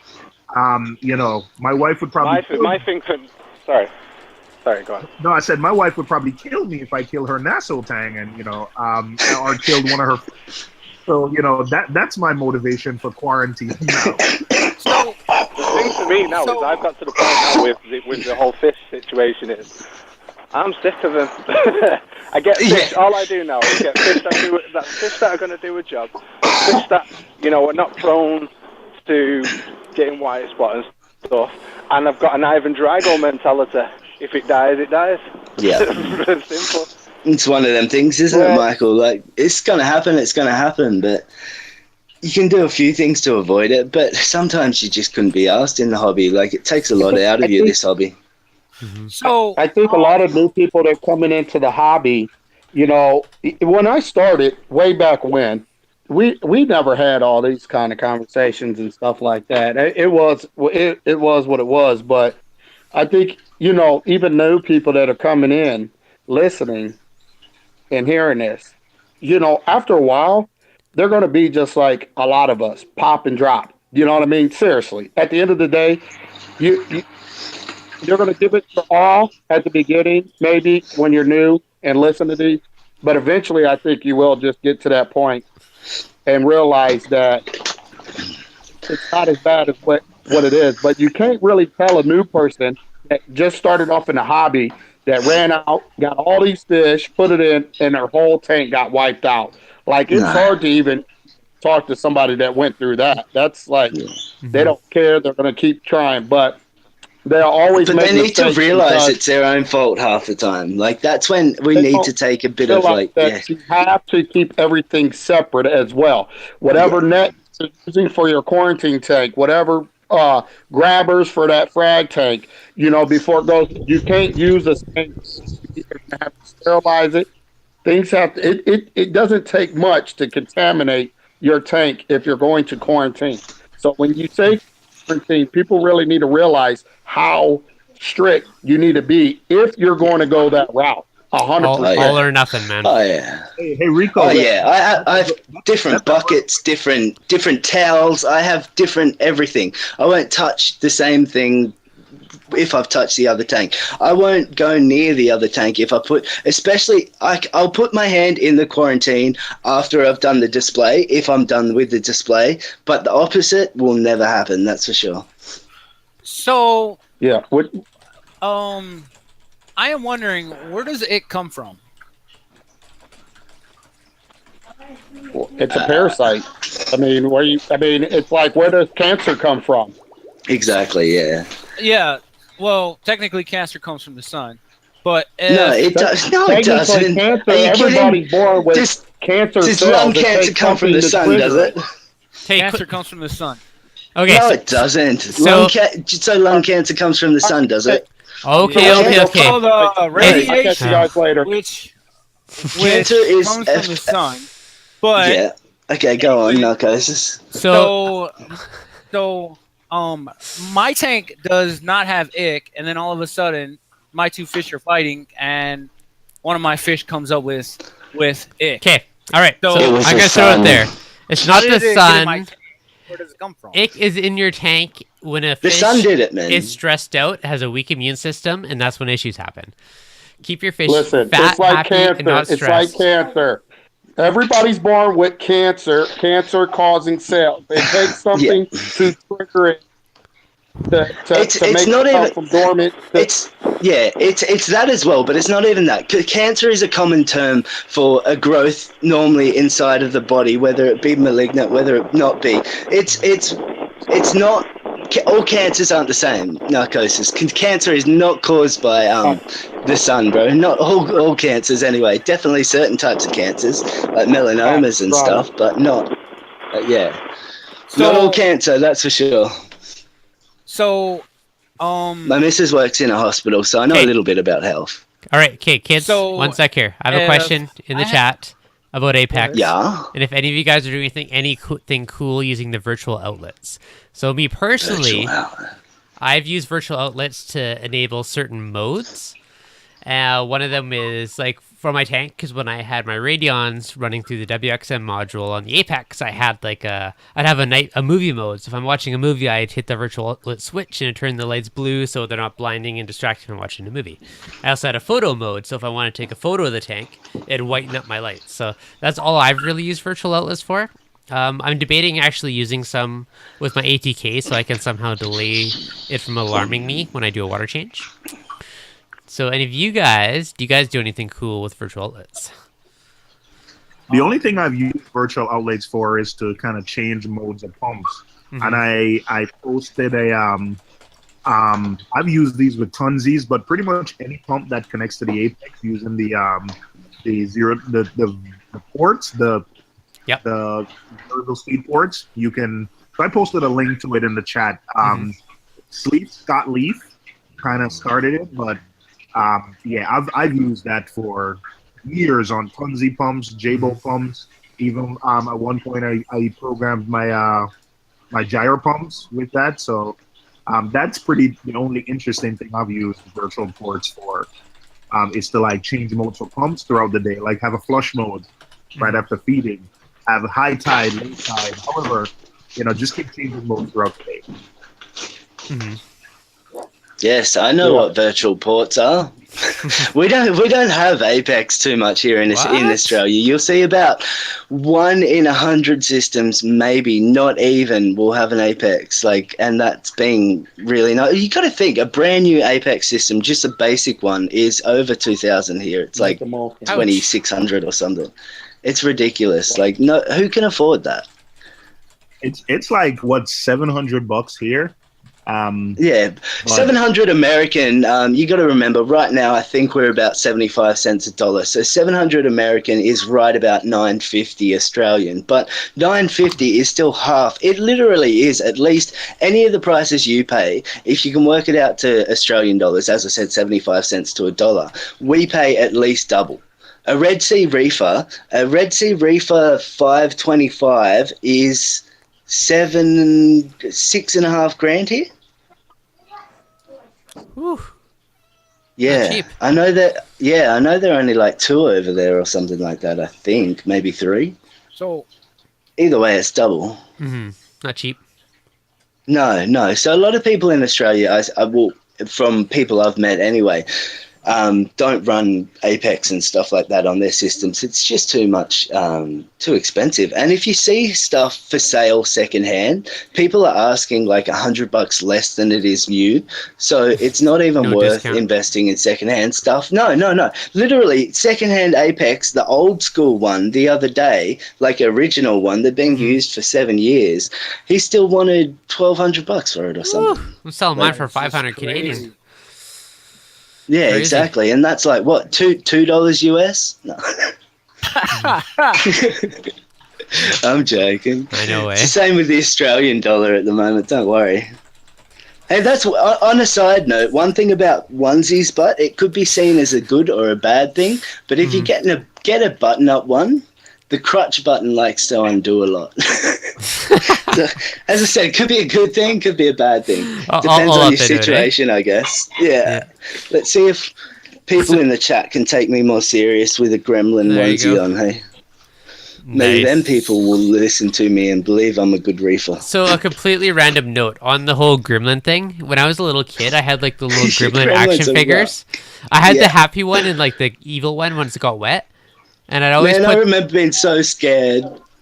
Yeah, so scared of that movie. I had to put the little guy in the bad one in the closet when I went to bed. Yeah. Oh, that's gold. Yeah, I don't think I had any figurines. Okay, so I was too scared of the gremlins. So, okay, Reef Spy. So- I'm building an aquarium controller, so stay tuned. Which one are you building, Reef Spy? I was building an Arduino one for a while there. I actually sold it to a buddy, but I used it for a while, and it was based on somebody's thread. I can't remember if it's Reef Sensible, Reef to Reef, but he started a crazy build on an Apex compatible Arduino one. So I did actually build one of those and ran it for about a year. And then I was looking at adding in all the probes, and I ended up buying a used Apex for the same price it would cost to buy all the probes new. So that kind of made me swap over. I like the whole Arduino thing, but I feel like half the time you can't. Well, you can, but you can't build the same functions cheaply that you can get in some of the in some of the actual products like the Apexes and stuff like that. Yep. It just takes a lot of effort to actually find the right parts and to do the right things. And yeah, I wouldn't bother doing an Arduino one. I think I don't know.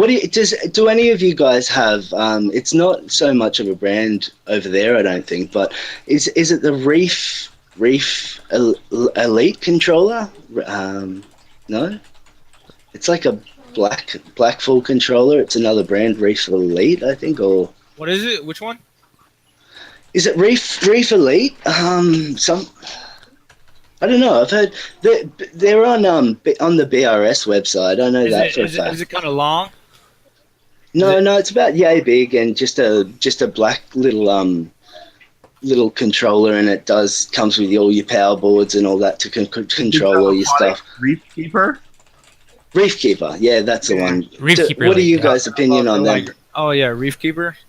Yeah. I've seen good results from people on my society site. You know, like the Wisconsin Reef Society. I've seen people have good results with them. Okay. It's not as fancy as the Apex. Like I have an Apex. No. And one thing that I must comment on, they don't do an AU version, so it comes in 110 volts. So you have to actually switch it because we're 220 in Australia, so that's not really handy at all. Which is Here's a question for you. like $20. Here it's really cheap. So if you're just looking, if you were going to buy a couple of timers to control a few things, which a good timer can be 20, anywhere from 20 to 30, $40. You could get a Reef Keeper and control, maybe 5-6 things for a little over for just as cheap. For a little over $100. There's not going to be any internet connectivity, and I don't think like the interface is as clean or as modern as the Apex. Well, if you were just looking for like something to just some timers basically. I mean, my son has a 14-gallon, and because I'm just a nerd, I have an Apex on it. But it's only because BRS had like a huge sale at Christmas, and I got it like very close to the price for a Reef Keeper. But I was this close to pulling the trigger on a Reef Keeper because it's cheap. It's like $100. Yeah. Yeah, So instead of getting a timer, Do they come with a temperature controller in them too? Because if that was the case, that'd be the one to buy. Hey, because a lot of people don't understand how important a temperature controller is. So you guys have mentioned it before. Internal heaters, they're really not good at all. Do not ever trust the main brand. I've ran through a few of them, probably about. Because I've had freshwater before all this kind of thing, so I've had a few heaters in my time, but I've just bought a Seachy, I don't know, their range of heaters. It's the only one of Seachy you can get. It is set on 18 degrees, right, and the thing kicks on at 26.5. Yeah, that's 7.5 degrees Celsius out. So Fahrenheit, I don't know whether I got a dud or not or what, but it is massive. Like, can you adjust it at all? Like I know in the Jaegers they can let you move the dial to kind of No, it doesn't have a calibration because I have two heaters in my tank. I have because it's winter over here at the moment, so I have the Seachy in my actual tank, and I have a Jaeger down in my a 300 watt Jaeger down in my sump. So. I trust the Jaeger a lot more than I do the Seachy, but at the same time, I don't have a controller on that tank at the moment. I've got the controller on my quarantine tank because I had more money invested in the quarantine tank before, but now I've swapped everything over. That's simply not the case. So I'm looking at getting another heater controller, and there's a pretty good Elitech one, 16 amp. For $125, you get the head unit, a power bar that has 4 outlets, and a temp probe, a programming coupler. Geez, that's not bad. And a temp probe. You get a temp probe. And a system interface device. The thing is, half the companies don't ship to Australia, and if they do, they'll charge an exponential rate. They'll charge like $100 for shipping. So it's a bit harder than just finding something in America and going, oh yeah, that's cheap enough. Because by the time you get it here, it triples the price almost. Yeah, that hurts. And that's why everything is so much more expensive here, because they have to pay to import it. Yeah. Oh, do you have to pay import? Do you if somebody were supposed to ship you something? No, like, if it was just one item, look, if I was getting 4 or 5 of the exact same item, yes, I'd have to pay import duties. But if it's just one, no, in general, you don't have to pay import duties on it. Well, that sounds bad then. So if one of you guys wants to take down my address, and I'll pay you postage. Could be arranged. Yeah. So when you're talking like with the controllers and everything, you're all talking about Apex and stuff. Does anybody run the GHL ProFlux 4? Nope. Expensive. Yeah, but the Pro. It pretty much is a mini controller. Not really. Have you got your phone connected to a piece of spaghetti, Aaron? Michael, very choppy. Your spaghetti connection. Huh? Spaghetti connection. Were you going through a tunnel? Oh, they're breaking up then.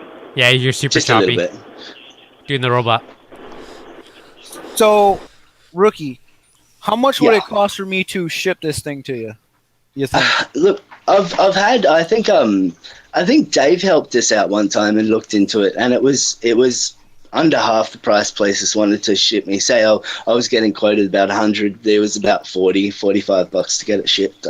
When he was looking into it, I think someone in UK did the same for me when I was looking for something. I'm looking at the prices now, and depending on how flat, if it's as flat as the Apex power bar is, then put it in a flat rate box to you for $35. Holy dooly. Yeah, that's ridiculous. I don't see how companies can actually put the shipping. It's like they just don't want to deal with the issues. But why would you? Like anything they send to you, they're going to want to insure it. They want to put documentation on it. So, that's true. I used to ship once I had a business, and I used to ship international, and you lose. I mean, not when you're sending to Australia, UK, but you tend to if you're not sending to Australia, UK, France, some of the developed countries, you lose a lot of things where stuff just disappears or doesn't. Well, it goes through a lot of hands, doesn't it? Yeah. Sounds like we need to send you a freaking Apex. So No, I don't need an Apex. Not so much. I'd love it for the controlling factor and just to be able to monitor things. But I feel like without one, it just makes me test more. It makes me look at my system more. There's not a day that doesn't go by that I don't go at least twice, 3 times, and go have a good stare at my tank, mainly to make sure there's no frags on top of other ones and they're killing each other.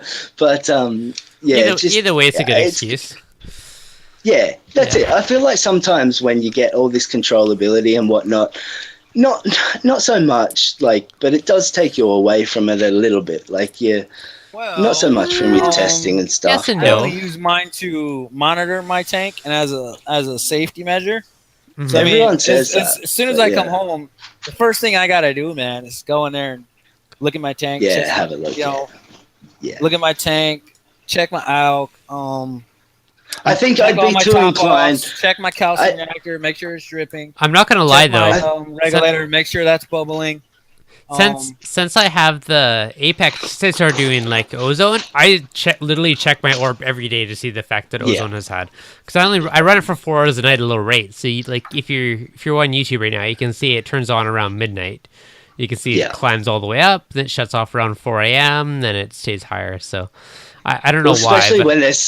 Especially when there's something new to monitor, that'd be so handy to just be able to make sure everything's in check. I guess for sure. Yeah.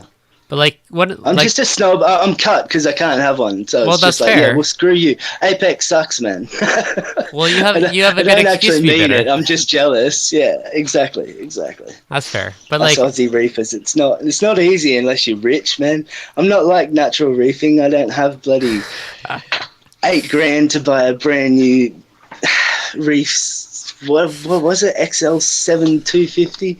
Nice big tank, man. But I can't believe he's invested that amount of money over here in tanks. It's crazy. It's a lot of money. Well, you do got to look at it. Most of us have over 10K in our tanks. I mean, but we do it over you do it over years though. It's not just like boom, drop the stack of cash and be like, give me. Most people don't, and this is nothing against him. He's an awesome dude, and obviously just loves the hobby. I'm just jealous because I don't have the money. Well, that's fair. Who has 2 Red Sea reefers in the same room? One a 525 and one a 725 or whatever. In the same room.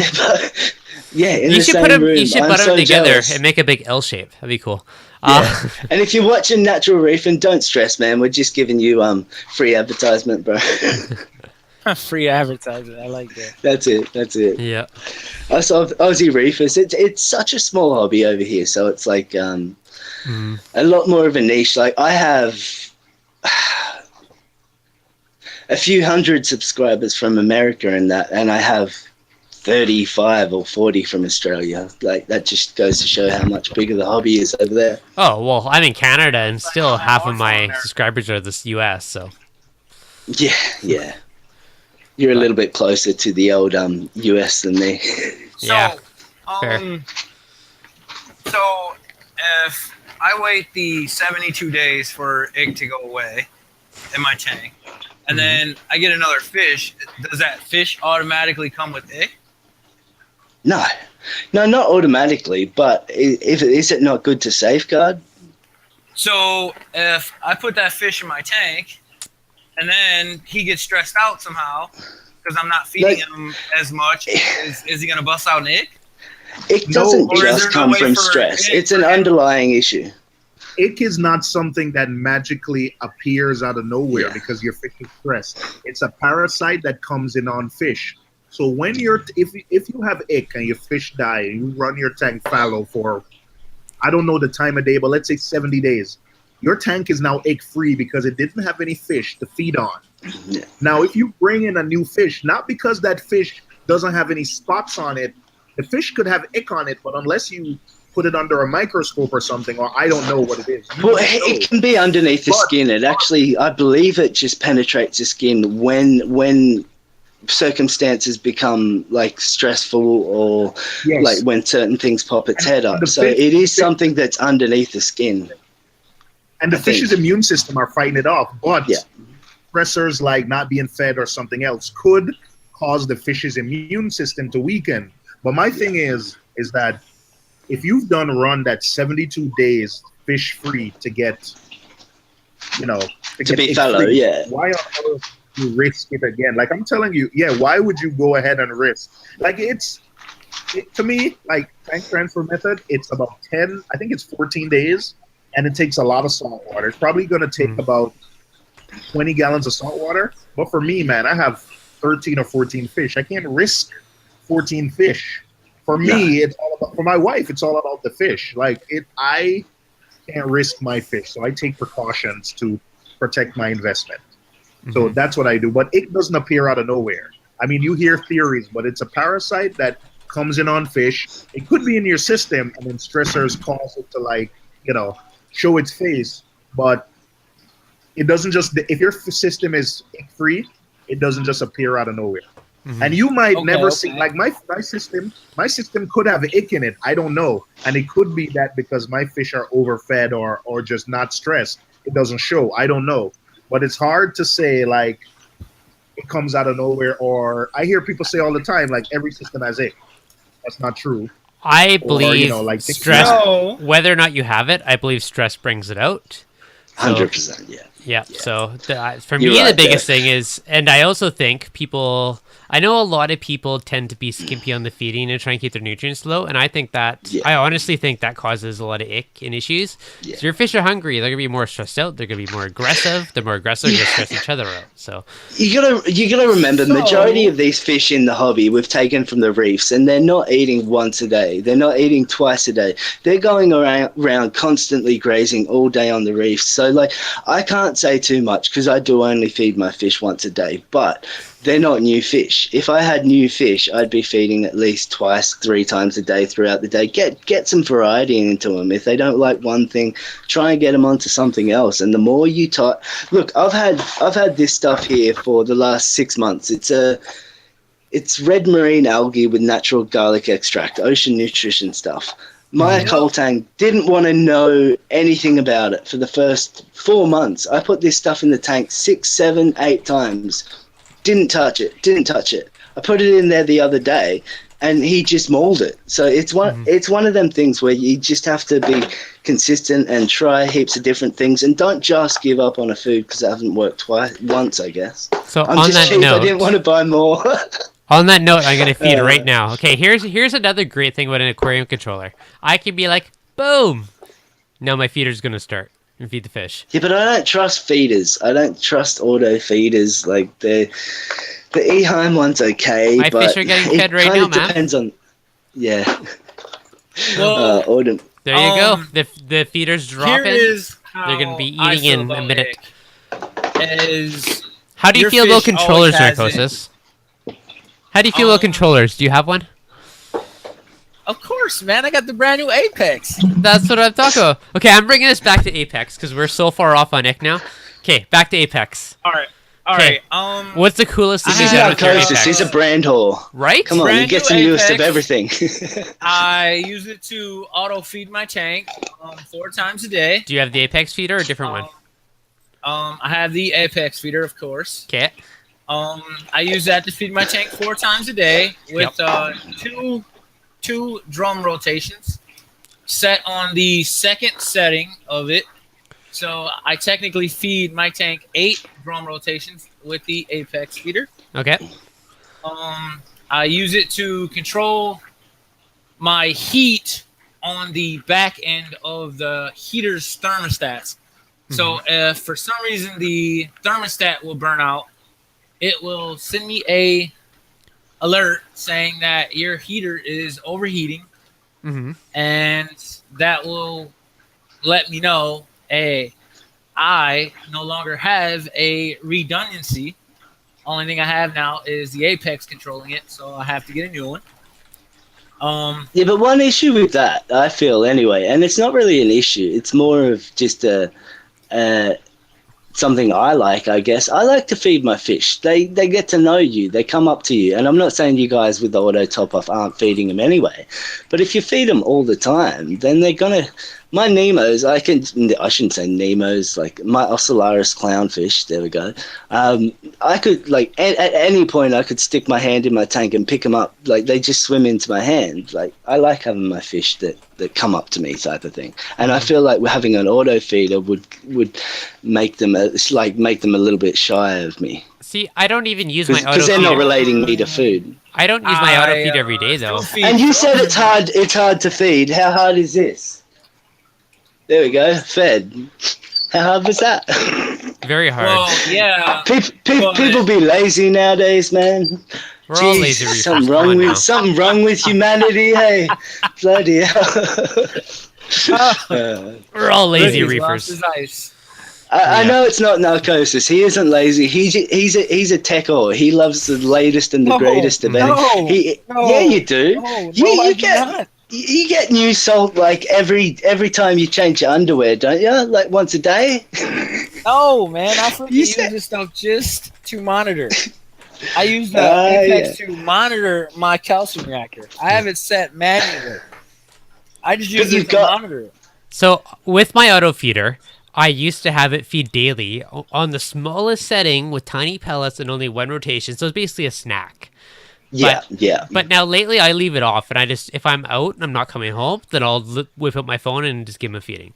So I kind of use it as a backup. I don't feed every day, but I give my fish a half sheet of nori, like a sushi roll size sheet of nori every single day. And at night I feed frozen food. So it's more just like a backup where if I'm out of town, I'll turn it on, that type of stuff. So yeah. Look, your fish aren't going to die if you don't feed them for a day or two. There's plenty of, normally in a system that's kind of old enough anyway, there'll be enough little bits of algae and stuff, especially for corals to eat. Like you can get even Ocellaris will go eat a little bit of algae occasionally, and that you don't see it too often. But if they're hungry, they're going to find something to eat. So don't stress if you don't feed your fish. But I think we're just trying to get across the point that if you can feed them 2 or 3 times a day, it's probably a better way to go about it. So L is asking how difficult is it to program the Apex. The new one is actually much easier than the classic. The classic was you need to a little bit more. They have stuff called like skills, I think they call it. They're kind of like tasks. So if you go into a task and you say I want to set up an ATK, it will give you kind of default programming for it. So it does make it a lot easier. As for actually programming it, it's not too hard. It might take you like a day or 2 to get the basics, but then after that, it's not bad at all. So for instance, my skimmer. So this is kind of one of the more advanced ones. So fall back off. What that means, if for whatever reason your power strip loses connection with the Apex, what do you want it to do? So if it can't look at the Apex, it'll turn itself off. The next line, set on. These are kind of the defaults, like the fallback and the set. Set on says, what do you want to right away? So I want the outlet to be on, and if it ever loses connection to the Apex, turn itself off. Now, this is like one of the more advanced lines of the new Apex. So if the return pump, it runs around 30 watts. So I'm like, if it's at less than 15 watts, then turn off.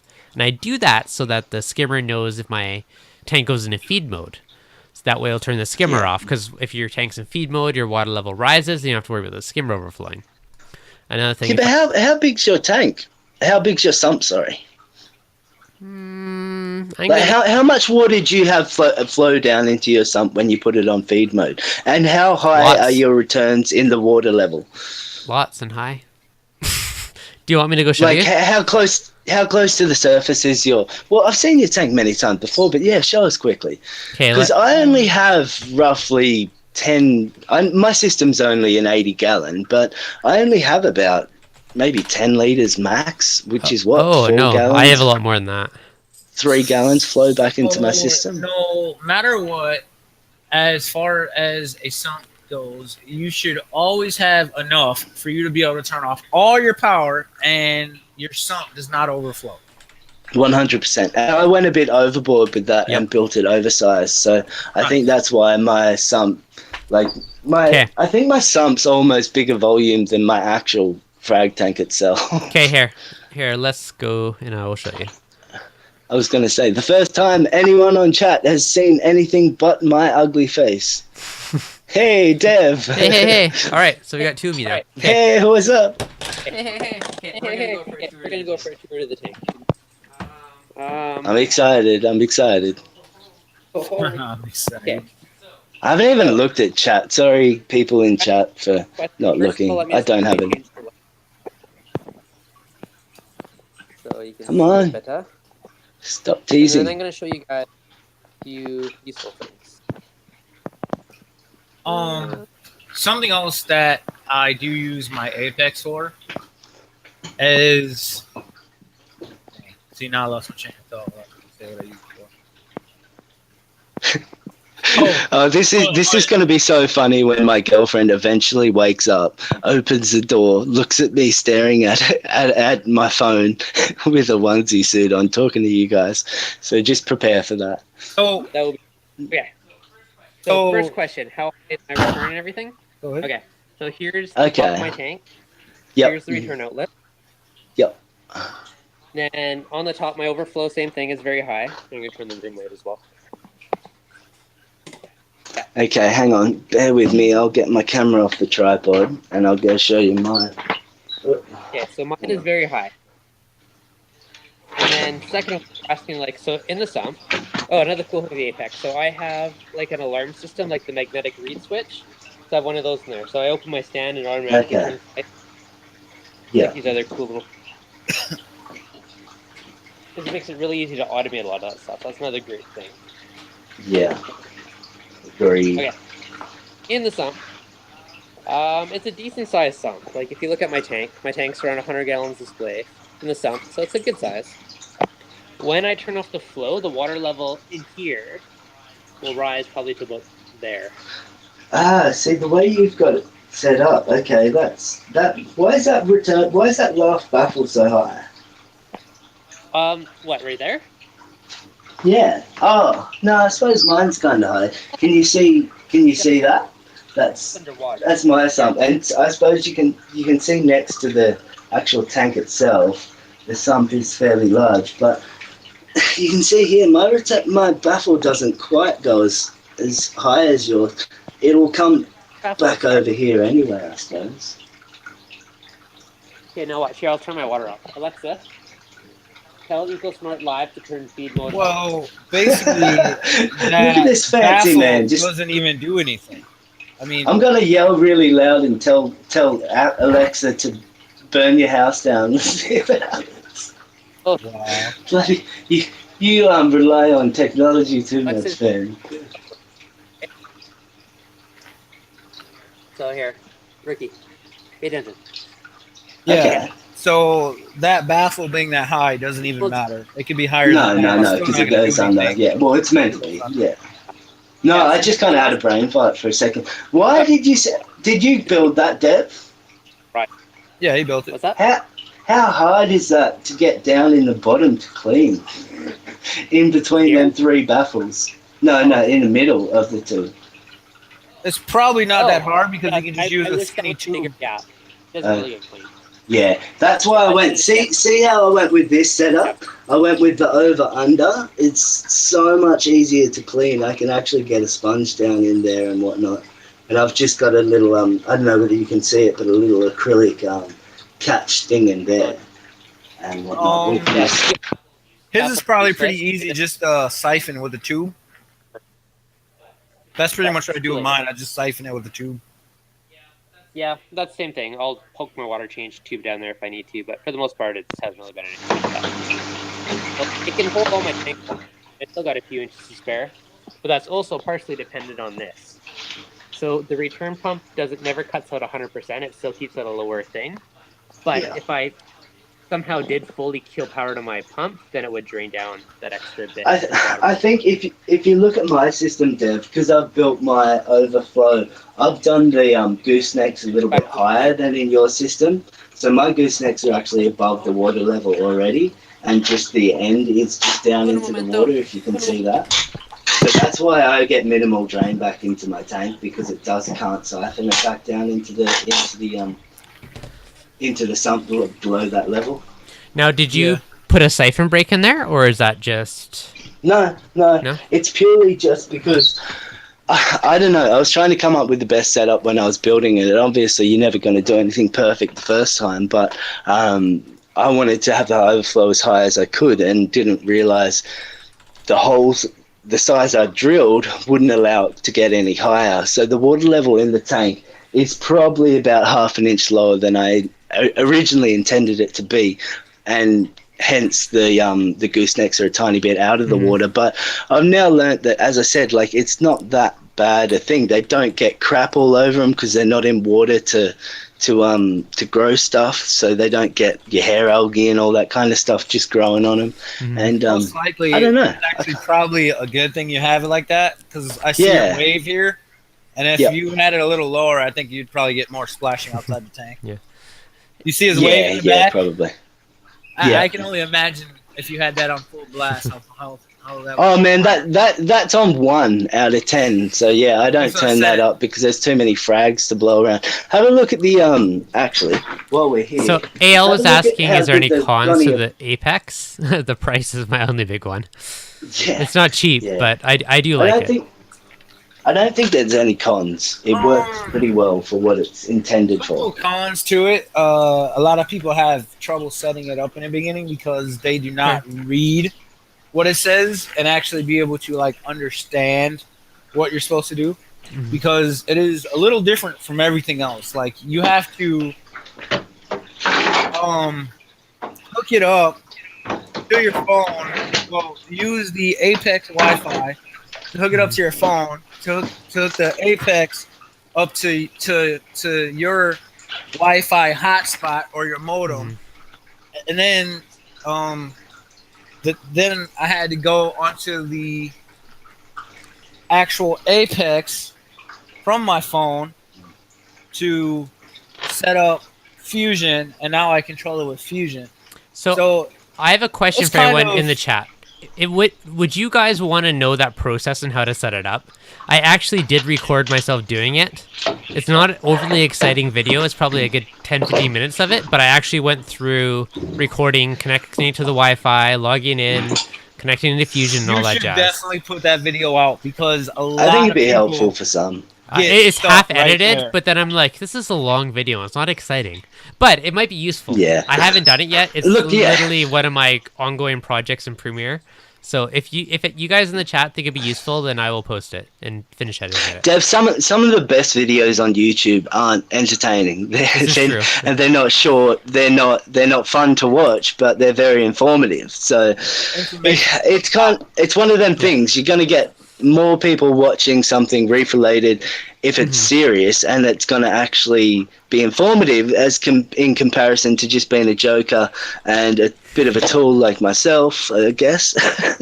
Okay. So don't worry about that, man. People will watch for sure, 100%. But look at my new ACANs.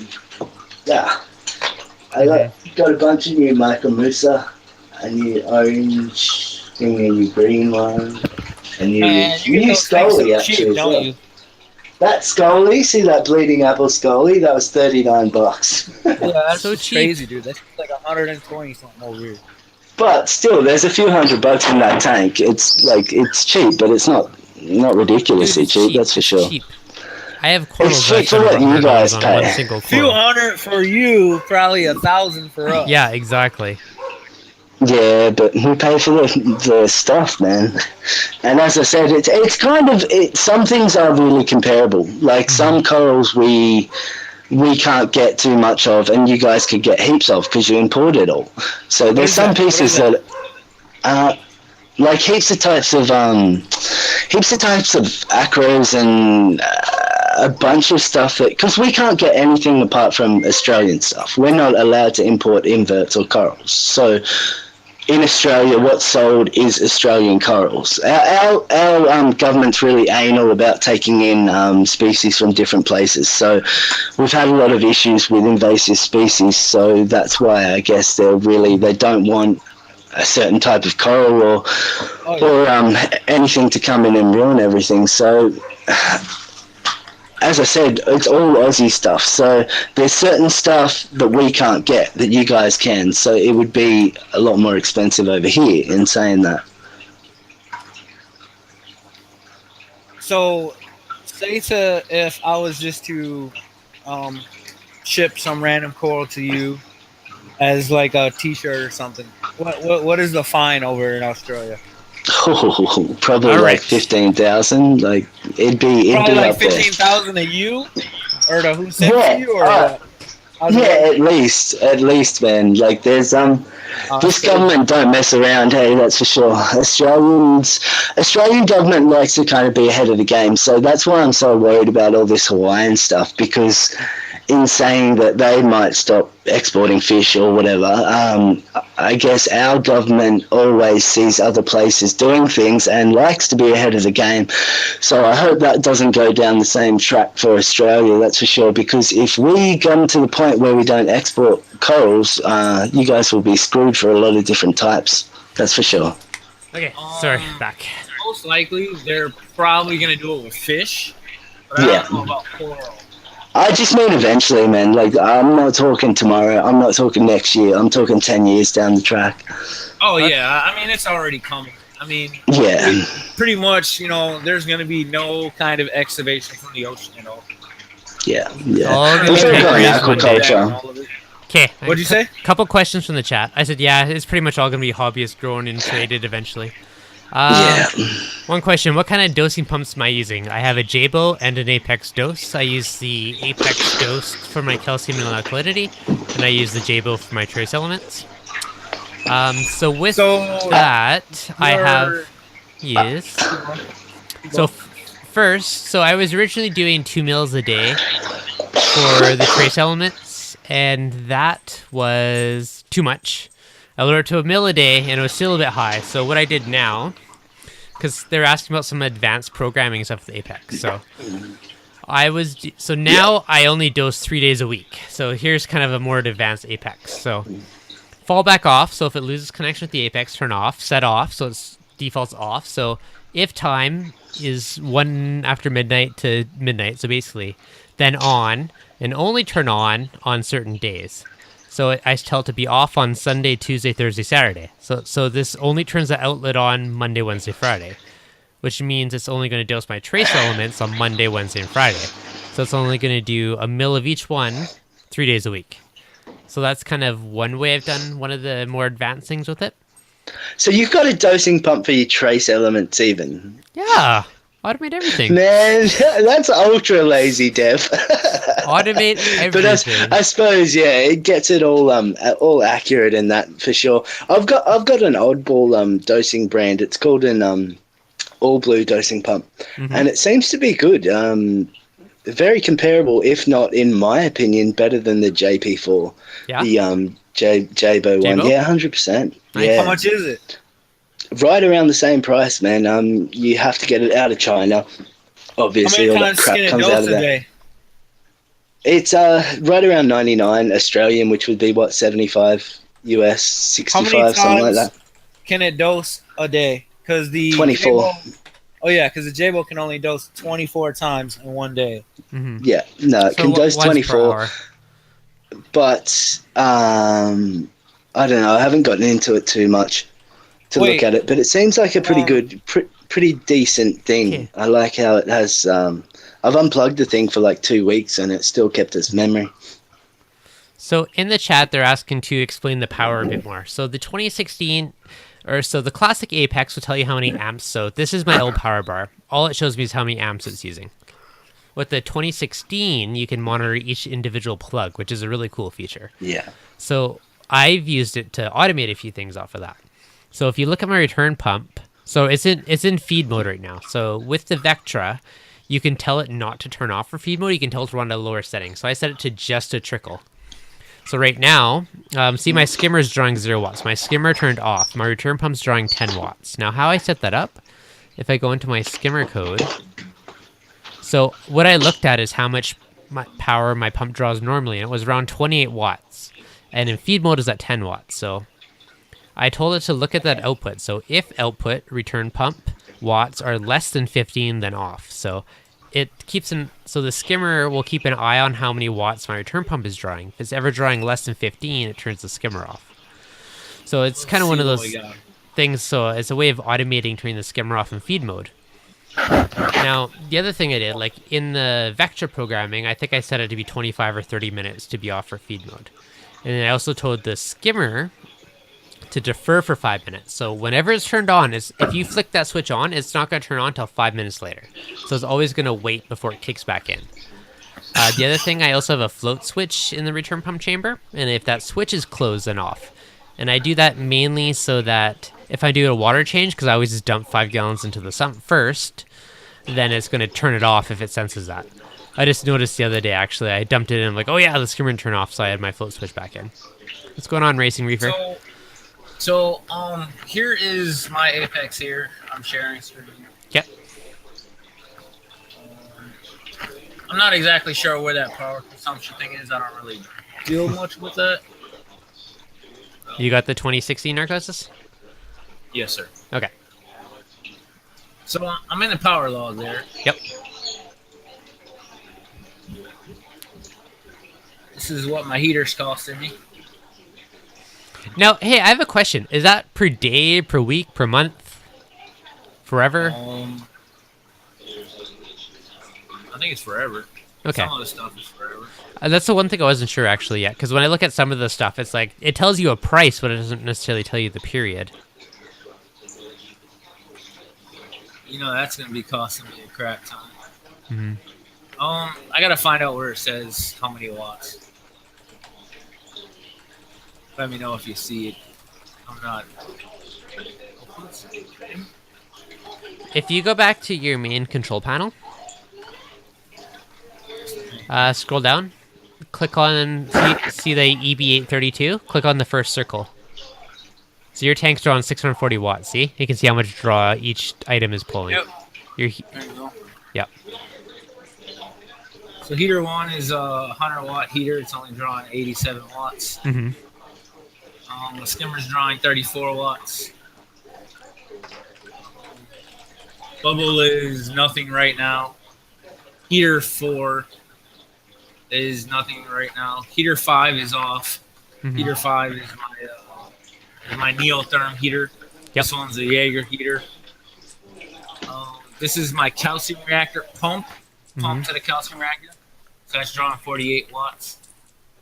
It's costing me $1.15 a day. Okay, so Reef Spy was saying, okay, so that's per day, that chart there? I think so. Okay. What was it? Reef Spy is per day. Okay, so it is per day. So that's good, because I've been curious about that. So if I look at mine, currently, my metal halides is costing me $11.23 a day. Woo! That's cool. Dang. Okay, I'm back in sensible form. Okay, so I'm not in my pajamas now. Okay, so wait. You just heard that. You spent $11 to run your lights. A month. No. This is per day, I thought, isn't it? What? I think it's per day. No. It's wrong. No. Maybe $11 a day. You'd run a friggin' factory for not quite that much. Yeah. But, yeah. $11 a month. Okay. But still, that's pretty damn steep. That's I think $11 per month. Yeah, for a metal halide, like go with LED and it'd probably be half the price. So mine are only at 38 cents, but I've only had my Apex since last weekend. What's that? What is it? So it hasn't built up a lot of time yet. So. No. Some people spend a lot more than $11 per month on. Oh yeah, no doubt. So, but how much is your electricity rate? Like mine is 15 cents. I think I said it in the code. Yeah, 15 cents per kilowatt hour is what I pay. Shit, that's expensive. Tell me about it. Well, no, I suppose not much. Is that peak or is that just normal rate? No, okay, so we have two tiers. There's a cheaper tier, like the first block I think is 12 cents, and the second block is 15. So what? Yeah. Okay, well over here, I'm pretty sure our peak is 28 cents, I think. Mm-hmm. Our off peak is 17 cents, and no, I think normal's 24 or something. Off peak's 17, and on peak's like 32 cents. Yeah, so but that's Australian, so that's like 20 cents. Or something. Okay, so no, it's different. Okay, so we don't have peak and non-peak hours, but the first block, so up to 1600 kilowatts, is 9.8 cents. And then Okay, over yep, that yep. is 15 cents. So they kind of scam you on that. I don't know yeah, why they yeah, discriminate yeah. on how much you use, but That's the same as water over here. We're meant to be on water restrictions, and yet no matter how much water you use, you get half the bill off. So, yeah, so if you use like nothing, you don't get any incentive as opposed to the companies using that much water. So that's kind of a piss off, but what are you going to do? yeah, that sucks. But another thing, like just from setting this up, like I noticed, like even my lights, like they draw some power, not huge, but they draw power at night. Like even just the radions, just like in standby mode from the power inverters and all that jazz. Yeah. So I kill Yeah. power to them now once they're off. So I think my lights turn off at. That's one thing I like about the what are they called? Ocean Revives. Is they actually they have the clock on there, but mine seems to go inactive once the lights go off. So it's kind of weird. So I don't think they'll be using much power at all. I just lied. Maybe I didn't. Okay, let's see. Radions 105. Reef Spy said, I think that's 38 cents a day if I was running at the 24 hours. Okay. 38 cents a day. That's still not too bad. What's that by a month? Still 15, close to $20. Yeah. That's a lot, really. I suppose my tank's only put up, I think we get our bills 3 monthly. So I think over the 3 months it went up about, I think $60 or something. So yeah, I'm probably using $20 a month. Yeah. How much was your last power bill? 650, I think, for 3 months. For 3 months? Well, that's not bad. So it's like we've got solar, but so that's kind of bad because the solar's meant. I've got like 14 solar panels. Mine was $550 for meant 2 to be. months. That hurt. It sucks. It hurt. Yeah, it has been winter over here, but so we're kind of not getting that much sun. So you have 14 solar panels. From what I was taught about solar energy and solar panels was that they were just for like maintaining, kind of like during the day.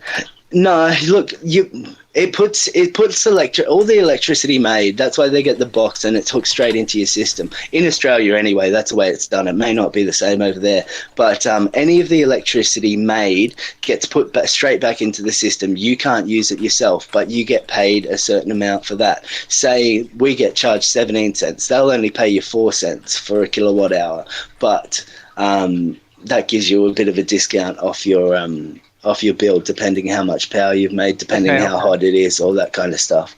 Okay. But I was kind of over exaggerating. I think I've got 8 solar panels or something, but still, it's normally off a bill. It's normally about 120 off a bill. Okay. So, but the last one was $30 because it's been winter.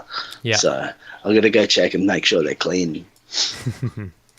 I just hosed mine off the other day. I don't have any hooked up to my house. So. I've got a battle axe block, so my house is up here. So if I go on the side of the house with the solar panels, it's technically 3 stories up. So I don't want to fall off that. So, yeah. Nice. First world problems. Yep. You had a generator. He said his tank survived after not having power for 49 hours. Nice. I didn't have power for. I didn't have power for 42 hours or something, and my one deep cell battery actually lasted 48 hours. I was surprised. It's only a car battery. It was just a spare one I had for one of my imports, and it went really well. It's a Optima. It's a grey one with a blue top. Oh yeah, I used to have those. It's like $240 or something, but it lasted. It was a workhorse. Hey, did the job, man. Saved you. So on the Apex, this conductivity, I think I'm still screen sharing, right? Yep. All right. So on this conductivity, I have tried to calibrate it twice with the 53,000 solution, and it always came out high. It always came out to like 37. Oh, mine comes out low. My refractometer says that I am at 35. 35, is it parts per trillion? So, okay, so the Salinity probe is kind of my one gripe with the Apex because it's very sensitive. If you have a power wire too close, it's very susceptible to interference. Hold on. I'm holding on Let me finish. to the mic. So what I did was I had already isolated it, around every power cord, so that it's just isolated. I have tried to calibrate it twice with the actual solution, and it never came out right. But what I did was I just left it in my tank. I took it out. I blew it out. I hit the calibrate, which will tell you to dry it off. So basically, what I did was I just blew the air out, and then I stuck it back in my tank. And calibrate your tank water? Calibrate. Yeah. Yep. Calibrate it inside my tank water. That my refractometer said it was at 35. And look at it now. It's freaking perfect. No, that's good actually. That's a good call. I think I did that back in the past to fix mine. I should actually do that again. I haven't bothered yet, but it's reading 32 right now instead of 35. So. I love having a mixer just here. I can turn the volume down every time I sneeze, so you don't have to hear me. Hey, which mixer do you have? That's on my list of. It's only a small one. It's just the Hang on, I'm getting there. It's the Alto ZMX52. I needed a phantom power supply for my mic. I got a Samson mic here. Nice. So I needed to hang on. Where is it? Yeah, there it is. Yeah. So something else about the auto feeder is when you do have a auto feeder, now like I come up to my tank and all my fish just still act normal. Like they're not all swimming at the top waiting for me to feed them. Like I come to my tank and I get to see like what I would see in the ocean. Oh, mine are like Fish dogs. swimming They around. swarm when they see my triggerfish will even splash. He'll splash water out of the tank if I walk by. After a certain point and they're hungry, I haven't fed him yet. He'll be like, "Attention, feed me." He's like, Oh yeah. He's like in your face. He's just like, "Nope, I want my food." He lets you know. Yeah. Okay. So someone in the chat was asking me to explain the power a bit more. So when it was in feed mode, stop scrolling. Okay. So my return pump was reading 10 watts when it was in feed mode. So now I can look now. I told to revert back to schedule. So now you can see it's drawing 37 watts. So if I go to my skimmer is the main thing that I care about. You aren't showing us, by the way. You can see it on YouTube, just not on Hangouts. Yeah, I can see it on there. Yeah, if I try to do screen sharing twice, it gets all crazy and warping and yeah. Oh, I see. So you're using another program. I got you. Yeah. Sorry about that. Yep, no problem.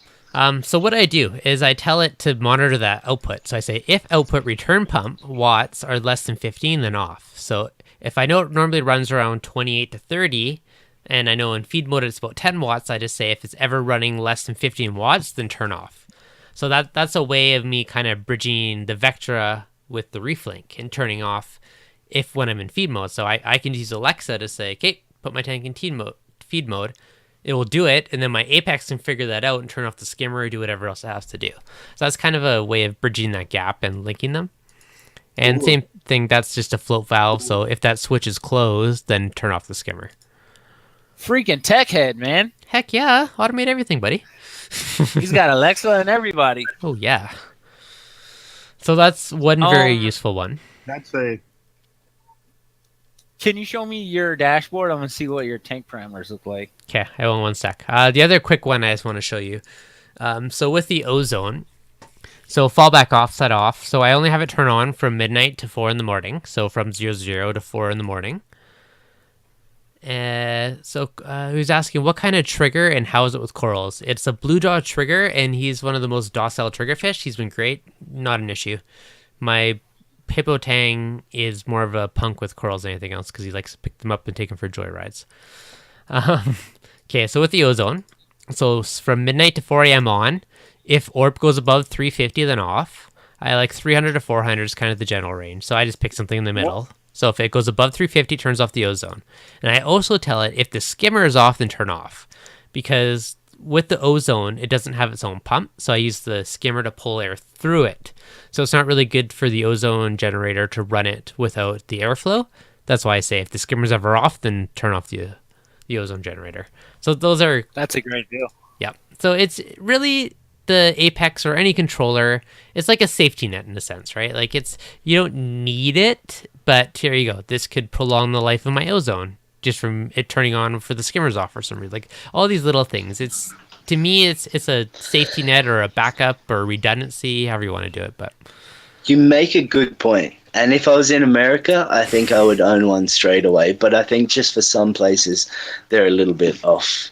Like, we get jealous you guys talking about them so much because it's not, it's kind of not one of them things. Like, what, over $2,000 here? That's a hell of a lot crazy. Of coral, man. That's expensive. That's a lot of coral. Have, like, one of us buy it and then ship it to you. A lot cheaper, but I'm lazy. I don't need an Apex. Well, there you go. And they'll also have specials because sometimes during Christmas you'll get 50% off. Yeah, BRS has some good specials sometimes. As much as all you guys knock on them, I think they PH is looking good. They keep a lot of people in the hobby, so it's good. Yeah. I bought mine. Best it's ever been, man. And I got like a $200 gift certificate when I bought mine, so it was cheap. Oh, what's your pH at the moment, Dev? Amazing, 8.19. For me, that's like the highest ever. Seriously, 8.19. Highest ever. Now, I also run the tiniest air hose possible to draw in some outside air, and it made a huge difference. I've been telling people to do it for ages, and I finally did it myself. Yeah. Sean is saying Apex is 1,200 in Australia in the chat, so it's not 2,000, it's 1,200. Hang on, I'm gonna go check that. Okay. Come on, Sean, we'll go there.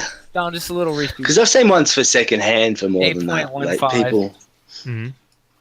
Yeah, mine spikes a whole 2 points when my freaking mellow highlights come on.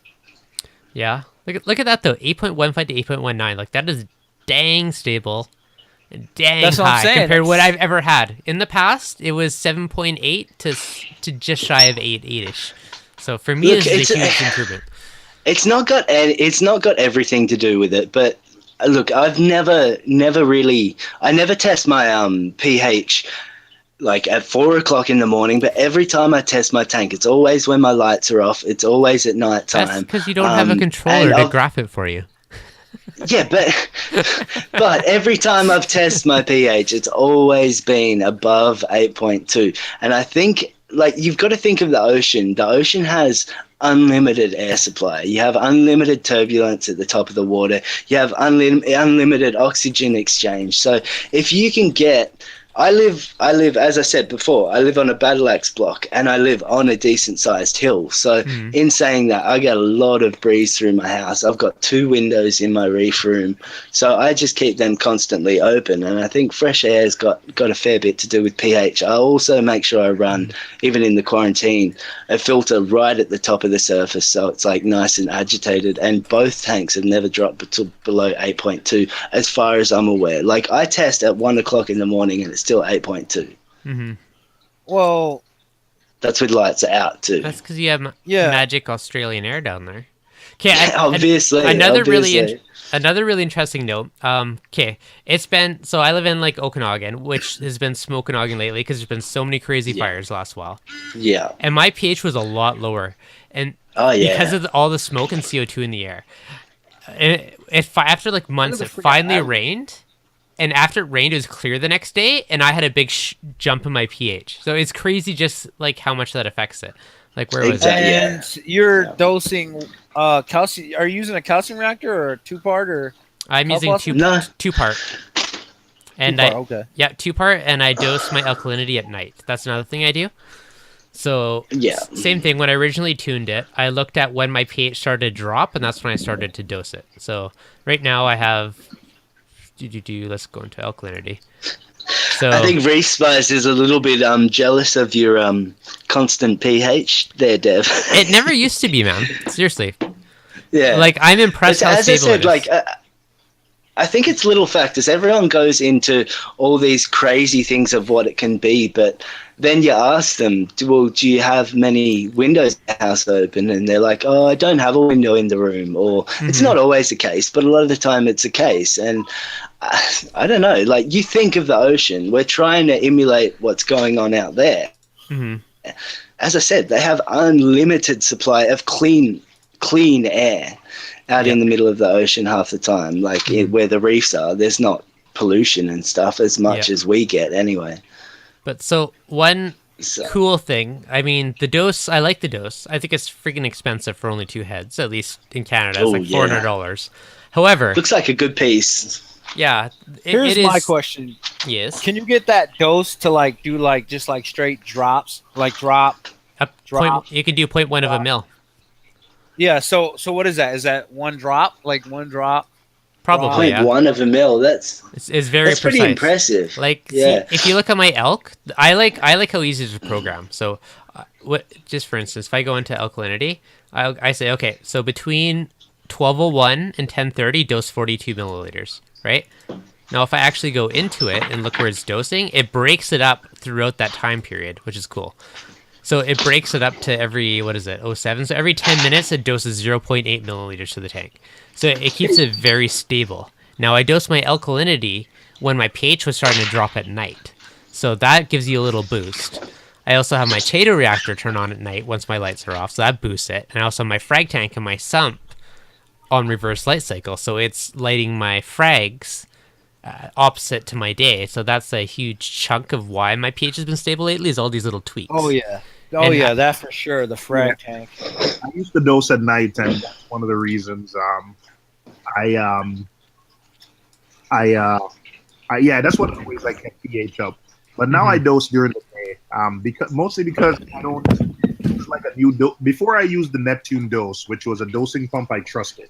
Now I kind of switched to a coral box dosing pump, which I like, but I want it on during the day when I'm awake so I can test it.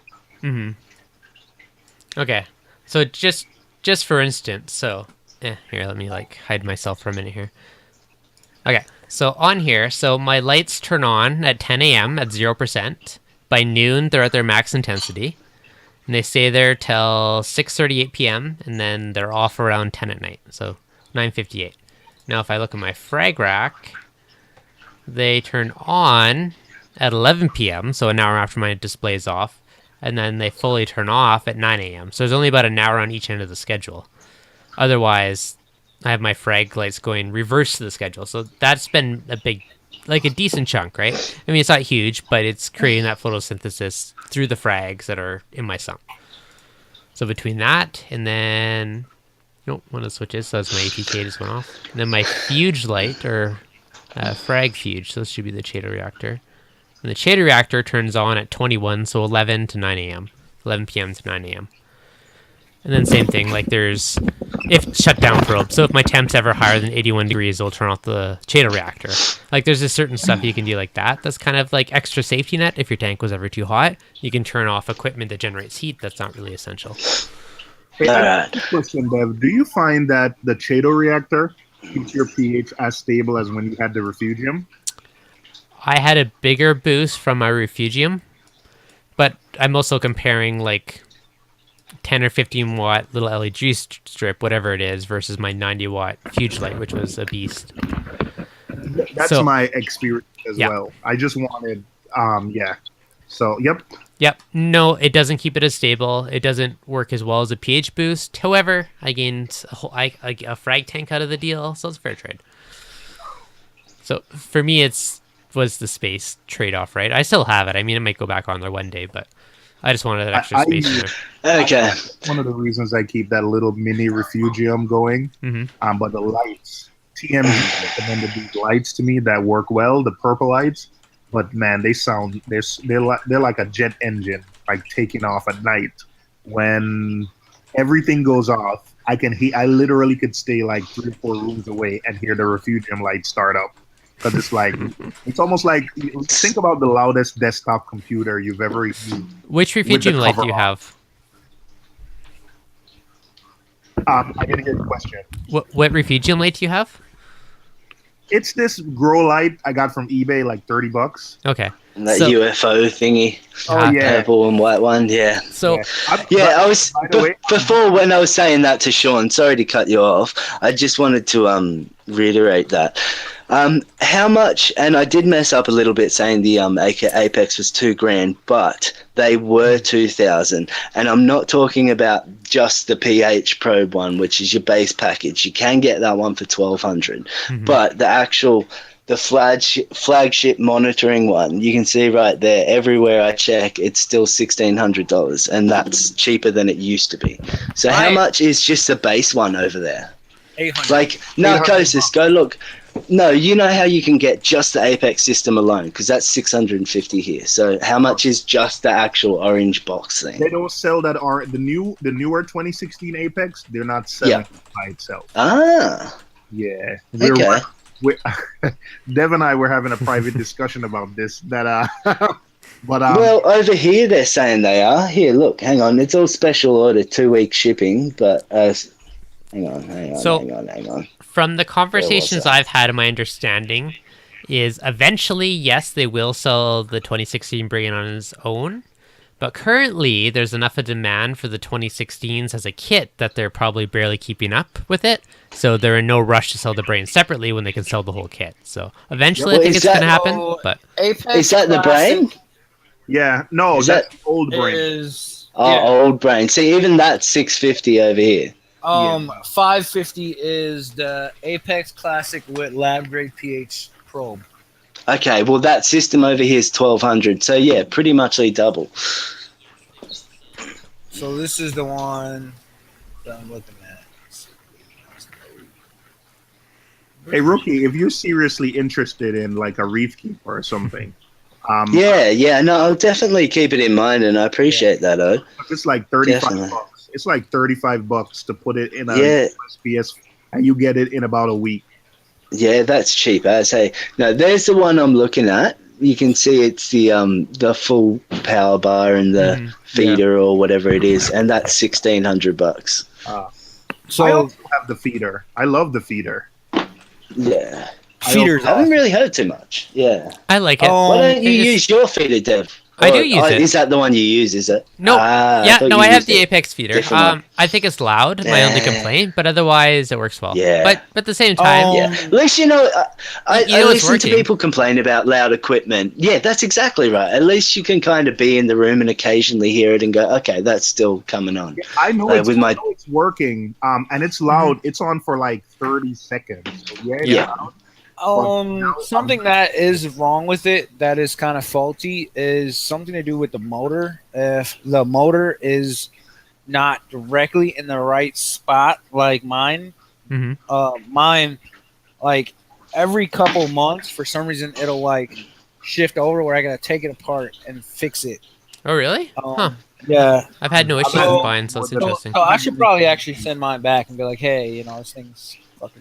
Yeah, I've had mine for more than a year, and other than some software issues where it wouldn't trigger, but every issue that I had with it was fixed via software. So I've been running mine more than a year, and I set the charm every day.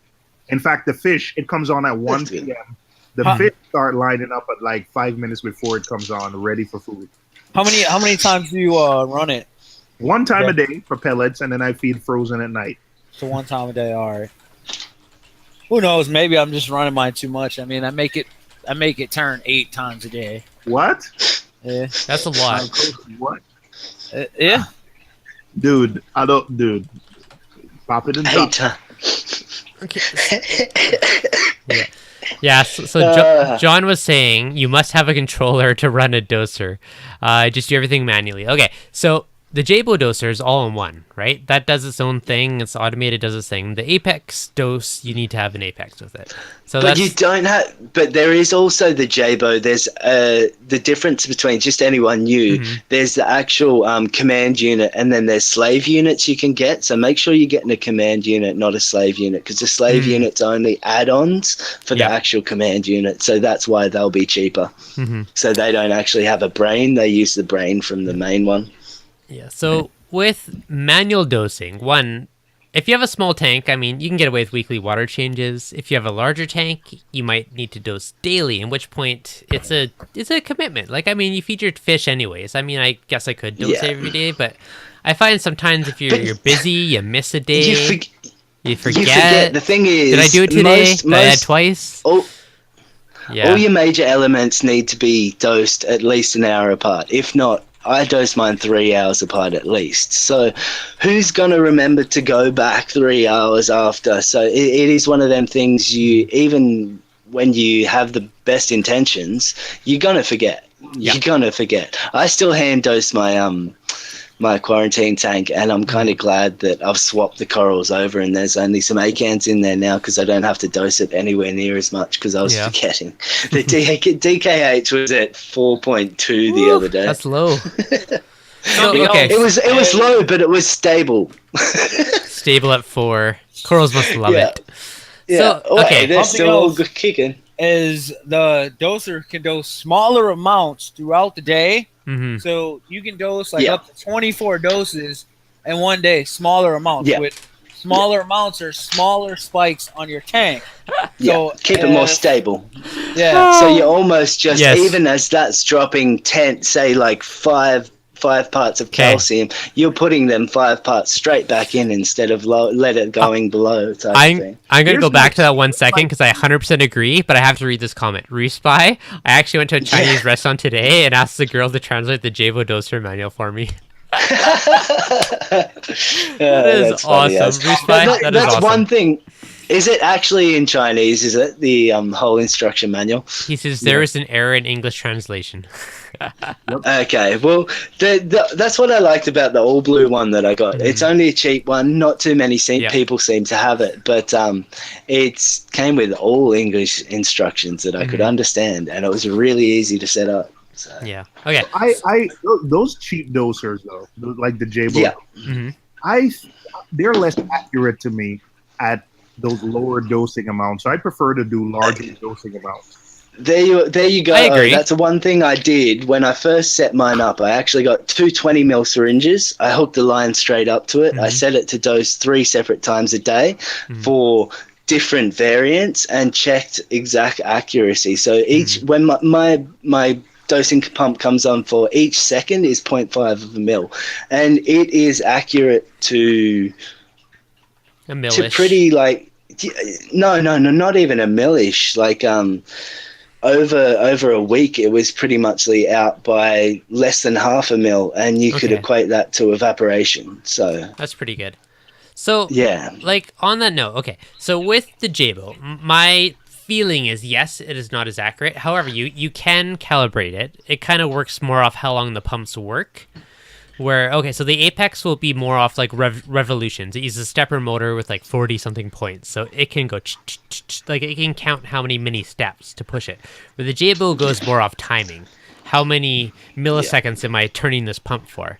So if you're dosing 20 or 30 mils a day, J-Bo's fine. Doesn't matter. Same with either of them. But if you're doing like vodka dosing where you want to dose like 0.1 mil, 0.6 mil, then that's kind of where a more accurate, precise doser shines. With vodka dosing, I prefer to wait until I get to that maintenance dose before I put it on automatic doser, because that way you can adjust and that would be my recommendation. If someone who's new to vodka or vinegar dosing asks me, I say don't put it on a dosing pump initially. Dose by hand until to that maintenance dose, and then you put that maintenance dose on a dosing pump.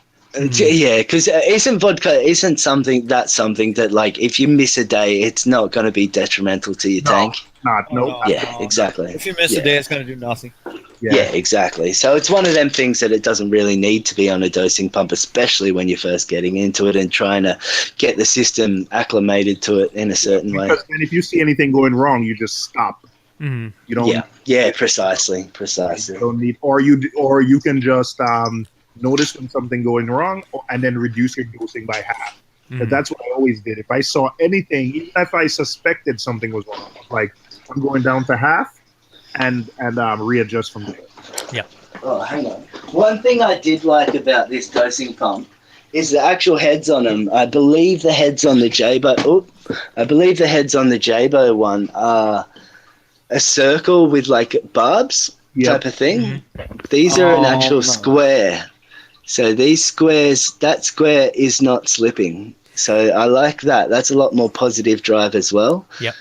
So that's one good thing I like about these ones. They that seemed a lot more that it would last for me. The J-Bow's a little metal rod that goes into 3 rollers, rubber rollers, and they do wear out. Yeah. I mean, yeah. No, see, as you probably can't see that, but it's an actual square drive. Yeah, instead of a circle. You can, so you can see a square drive is going to be a lot less prone to slip. Well, it all depends what is actually inside of there. Is it? I mean, because if you got like circle against circle, no, that's gonna take longer to wear out than a square against circles or something weird. No, it's obviously square seats into a square, so it pretty much can't slip.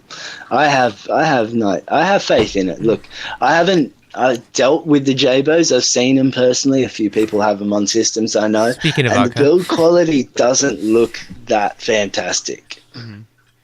Well, I mean, for $100, I mean, what do you expect to get though? You know. But this one's $100 too, and to me, I know it doesn't have the reputation, and I'm not trying to say go out and buy it and it's better and whatnot. But because it's an all blue. It's called an all blue titration pump. I've got the 4-channel one, and it was right on $99. It was like practically the exact same price. And just like, does a J-Bow, does it have like battery backup when you unplug it? Does it keep you programming and all that kind of stuff? Yes, it does. So it does, okay. On mine, just because I was kind of too lazy to reprogram the J-Bow, because it is a pain to program it, because you have to program each individual dose. So what I did is I told the Apex to turn off that outlet every other day. So it only turns the J-Bow doser on 3 days a week. So I will only dose my trace elements 3 days a week. So I have the Coral Box doser, which is very similar to Coral Box, the it looks J-Bow. to the J-Bow. It's much smaller and feels more. The case features, but it's Wi-Fi, so you don't have to hit all those buttons. So literally everything, like I just put in how much I want to dose per day, select the hours, and hit save, and it calibration. Everything is done through Wi-Fi. So it's easy. I don't have to that's what I was worried about. Cabinet space is really tight for me, so I was worried I'd have to go under the cabinet, pull out a J-Bow doser every time. But Wi-Fi. Let me see if I can. Yeah, the app is really easy to use. $86 here, man. You get it a little. Which one's that? The one you have, the all blue. And how comparable is that to the other one? Isn't it cheaper than the J-Bow? Yeah, it's like $14 cheaper, but it looks exactly. Nah, I wouldn't say exactly. Yeah, it's to me it looks. Does anybody use those check valves with the dosing pump? Nope. Don't bother. Yeah, 100%. All right, maybe I should. Why not? Because you're trying to keep no air in that line. So if you don't use one of them, then it can drain back into the bottle. No, it doesn't work like that. Oh, shucks. Yeah, it does. Okay, no, here's the thing. With the dosing pump, you're squeezing the thing, and like even the J-Bows, they have 3 rollers inside, so you're pinching the tube in 3 spots. Yes, it's possible to back siphon, but it's highly unlikely. That's why I haven't bothered.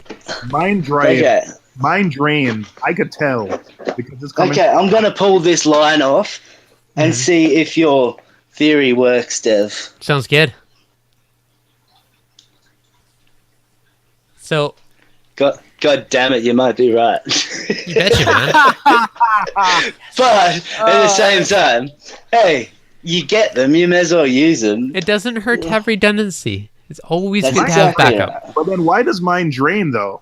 What pump? I don't know. Your drain is crap. Burned out, and you might need to switch the head. Your J-Bow or which one? Oral? J-Bow. No, yeah. the dose? Coral Box. Oh, Coral Box. I don't have that one. I can't answer you.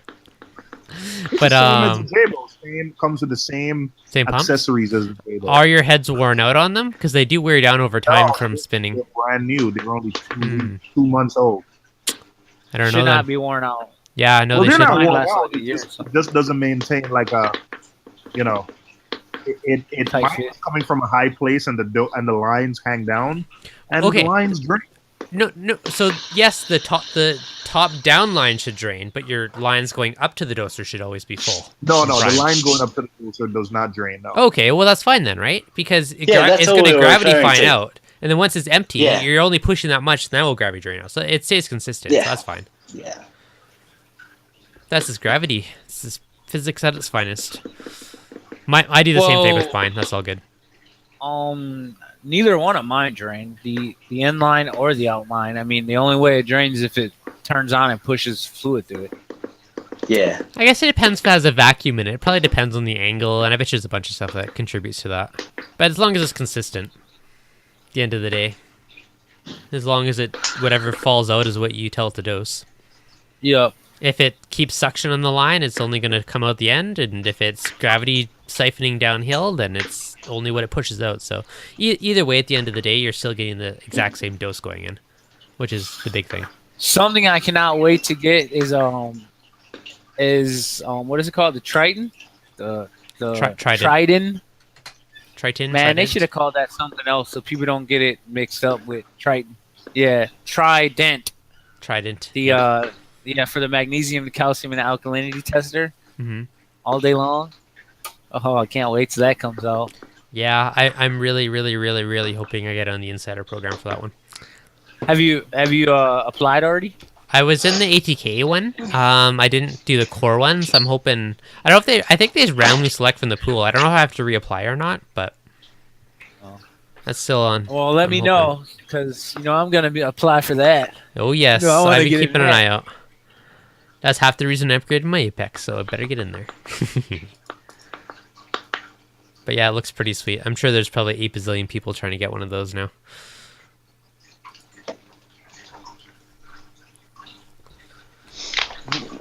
When are you getting your 2016? Last weekend.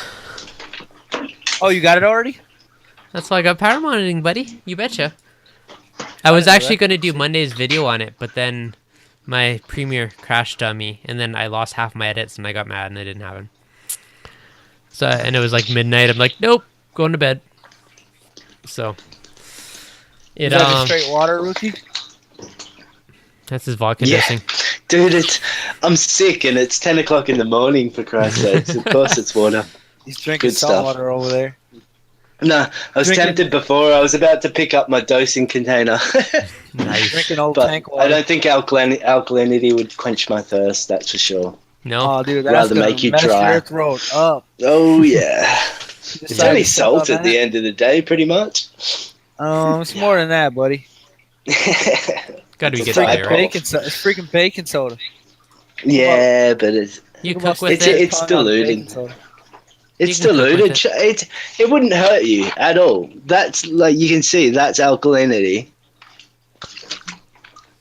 Yeah. It's salty, but it's not bad. It's not gonna kill you. Oh, sorry about that. Did you just take a drink out of that sucker? It's salty water, man. That's practically all it is. Like, yes, I did. Tasted Dosing like the body, shit, I see. but it was salty.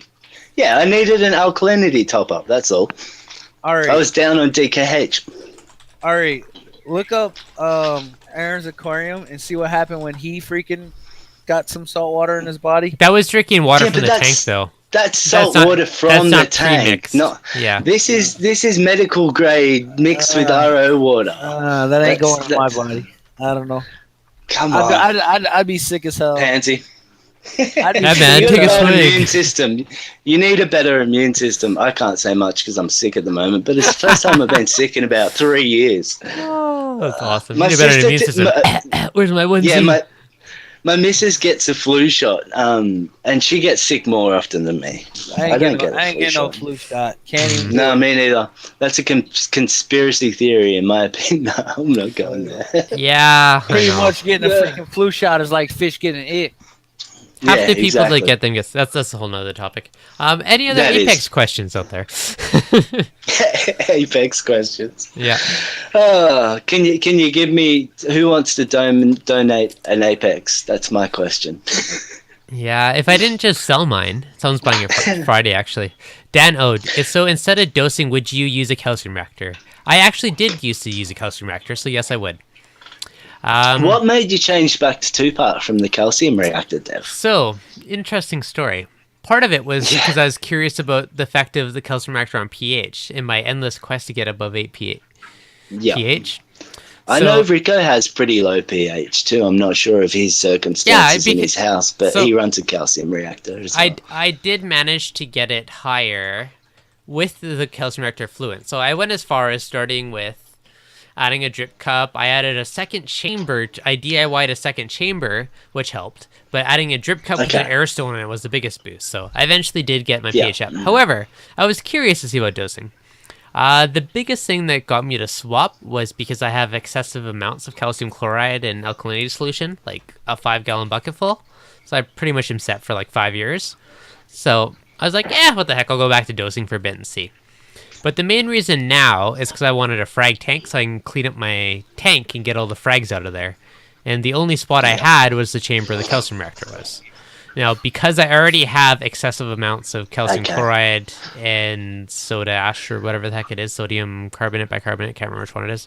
But that's the main reason, right? If I had to buy it all the time, I'd probably swap back to my calcium reactor. But because I have a giant stockpile, I'm like, I can go either way. It doesn't really cost me any more money. The stuff is that cheap, and that's one thing I noticed. The mixing ratios, and it seems to be an actual thing. You guys get pretty crappy.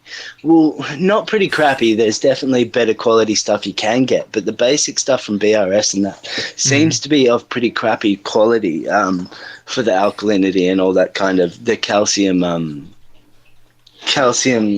chloride mainly.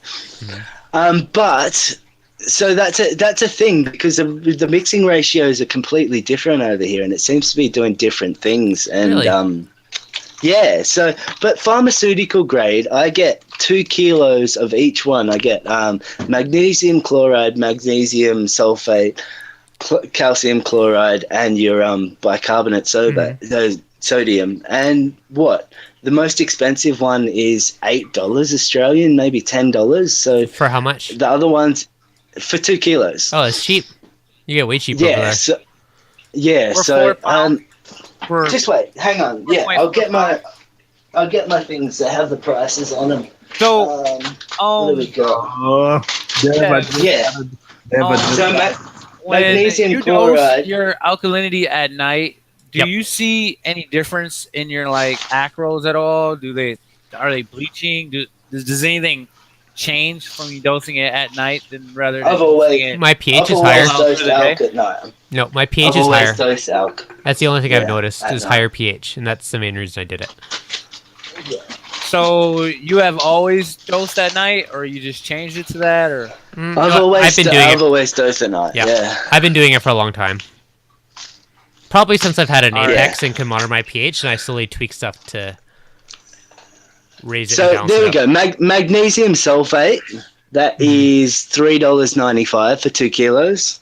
Calcium chloride, $7.95. Magnesium chloride, $7.85. And your bicarbonate is $9.95. So all that stuff there is about $25, and that'll last any tank over a year. So cheap. So you dose alkalinity at night from 12 to 8? For what? From 12 to 8? It's like 10 p.m. to 10 in the morning or something like that. Time. So 10 p.m. 10 in the morning, and then you dose calcium during the day? Yep. So here, let me look at my calcium. So calcium is dosed... So calcium is dosed from 11 in the morning to 5 p.m. So you give it you give it 1 hour and then between the two, yeah. But when it doses, it does it very little amounts. So you don't see your pH jump up dramatically from when it's dosing that much, or in that short period. He's not dosing anything that. Yeah. See, I don't dose See, if you look at my alkalinity. I dose 67 milliliters a day. However, it's dosing 0.8 mils every 10 minutes, so it's kind of like a slow drip of it. Okay. Yeah, it's only the soda ash raises the pH, doesn't it? Mainly, like I know alkalinity can factor on the pH, but I think it's mainly the actual baked baking soda, which is soda ash, will raise your pH as opposed to normal bicarbonate sodium won't. Okay, so they both will. One raises it a lot more than the other. So like one of them's good for dosing because it raises my pH. The other one I use if I need to make an adjustment. If I need to bump it up, then I'll use the one that doesn't spike your pH. Okay, because I found just trying to dose it at the times I thought I needed it, my pH was kind of just like hopping up all over the place. Mm-hmm. And then when I just spread it out over the 24-hour period, everything seemed to be so much more consistent. Yep. So what were you dosing? The soda ash. Mm-hmm. How many mils of it? I'm soda doing ash is sodium bicarbonate, I think. I never Yeah, remember it's which one baked was baking soda. I think.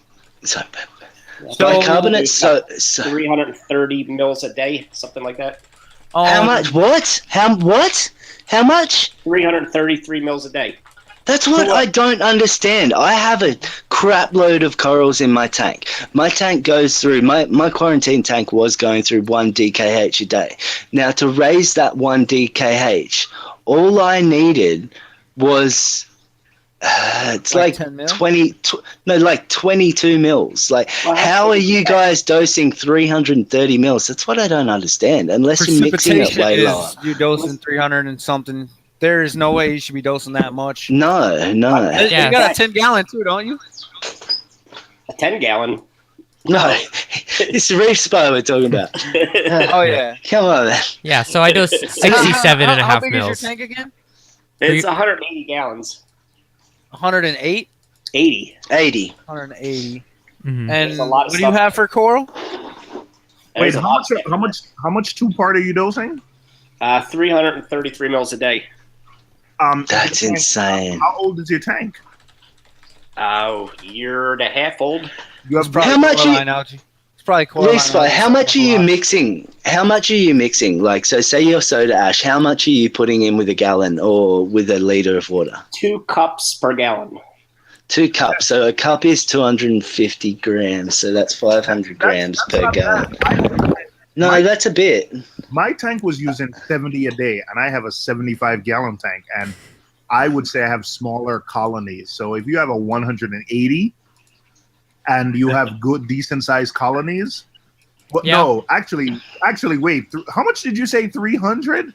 Yep. 330. No. Sorry, I was thinking 180. No, that's nuts.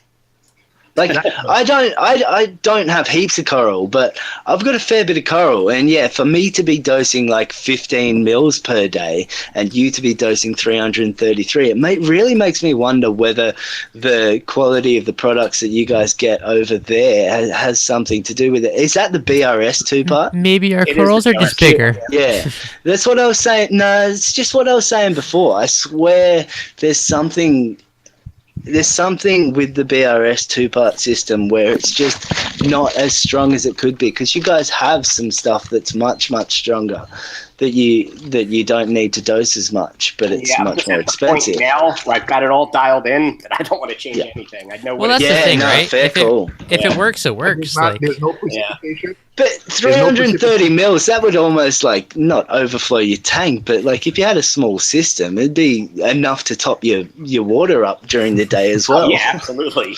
Like I've got a big system, so. Yeah. You're sure it's not precipitating out somewhere?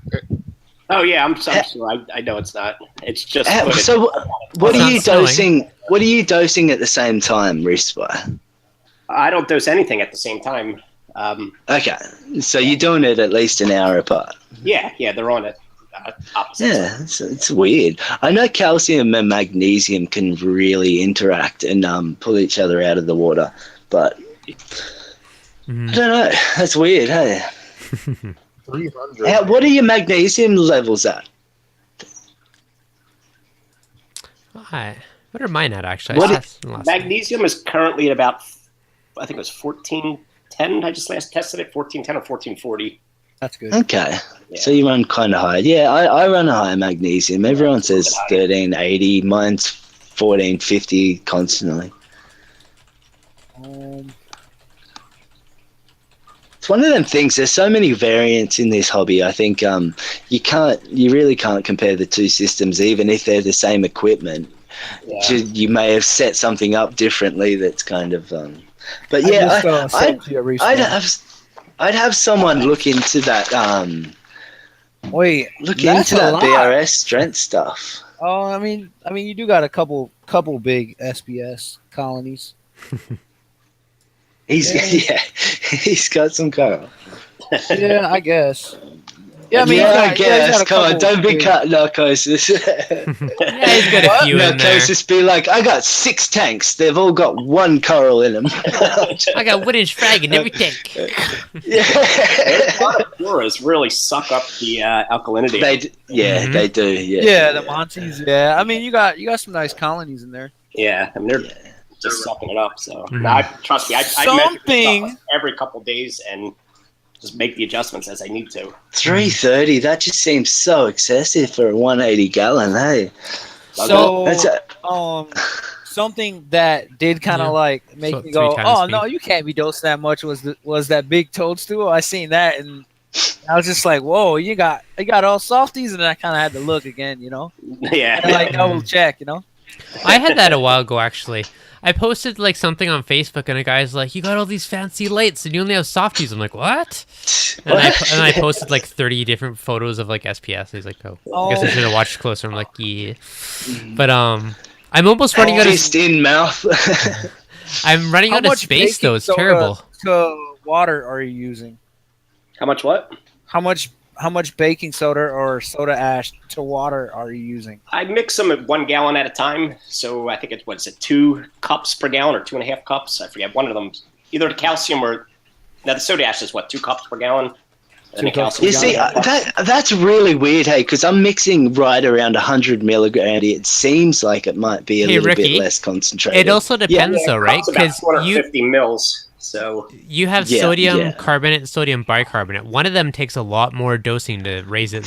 Sodium bicarbonate does, doesn't it? It depends what you're dosing. It gains your pH, but okay.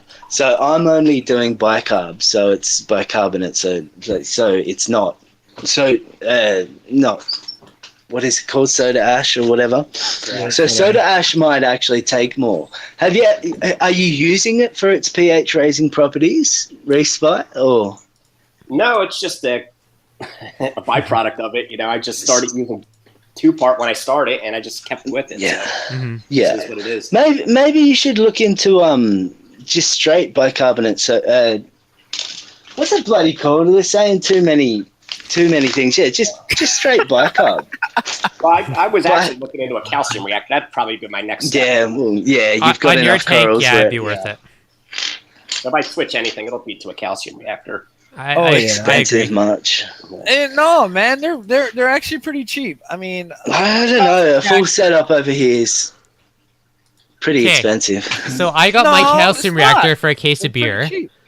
The pump was crap and it was covered in silicone. No, okay. So the physical container I got for a case of beer. Yeah. The pump was just garbage and it had like a pound of silicone on it. So I cleaned it all up, redid the plumbing, and then I bought a DC pump, which is like $100 and something bucks, so it would be quiet. So it wasn't too bad. The CO2 tank I had for my planted tank days. Yeah. I spent $115 on my actual calcium reactor, which is supposedly good for 250 gallons, which I had one for 100 gallons before, and I had my tank packed out, and I had it running at 6.3 pH, and it maintained my tank. So I know this one is definitely going to maintain my tank. I got it for $115. CO2 canister costed me $50. Costing me $7 to fill it up. That's $173. Wait. How big's your tank? Yeah. I think it's 120. No, sorry, the CO2 tank. It's a 5 pound. Okay, that's cheap to fill it up. I think that's really cheap, hey. That kind of stuff's expensive over here. I think I paid about $32 to fill up my 10 pound. Where do you fill it up at? I was previously filling mine at a paintball place, but I don't know if they have it anymore. So I think my next option's either I think fire extinguisher places will do it or beverage places will do it. Yeah. Liquor, yeah. Like Discount Liquor is the place that does it here. They're like a liquor beverage store. Mm-hmm. So I mean, they basically fill it a dollar per pound. Oh, that's cheap. That's nice. Yeah, even then, I think it's still around $30 here. The cheapest way actually is you can do like a cylinder exchange program through with some of the gas companies, but the smallest tank they do is 20 pounds. So unless you got a spot for a giant tank, the thing is here, unless you're talking about a canister this big, you're talking a 5 pound canister. 5 pound canister brand new over here is about $300 odd dollars. Plus for a you've got CO2 tank. Yeah, How do you guys afford to live there, man? everything's just, we get taxed like, okay, so brand new cars, you get, how much is a brand new, say, SS Chevy over there, like a 20,000. 20,000. Are you kidding? Okay, so that relates to about 22, 23 over here. A brand new Commodore, like which is just to like 25. 25 means it's all worked out. So a brand new Commodore over here, top of the range, would be somewhere around 68,000. Woo! But and that's comparable. Man, you got that thing looking nice, dude. Thank you. Oh, it looks really good. Man. You got freaking AI. Are those the 52s? Yeah, they're 52s. Man, those things are awesome. Yeah, it AI looks beautiful. 52s on there. Yeah. How many tanks you got in there? There's 5 tanks in there. Do you have? Oh man, you're freaking lacking on that. 'Cause I got 6 tanks in a 120. No man. Do you have Radeons and AIs on there? That's it. You knew that was coming.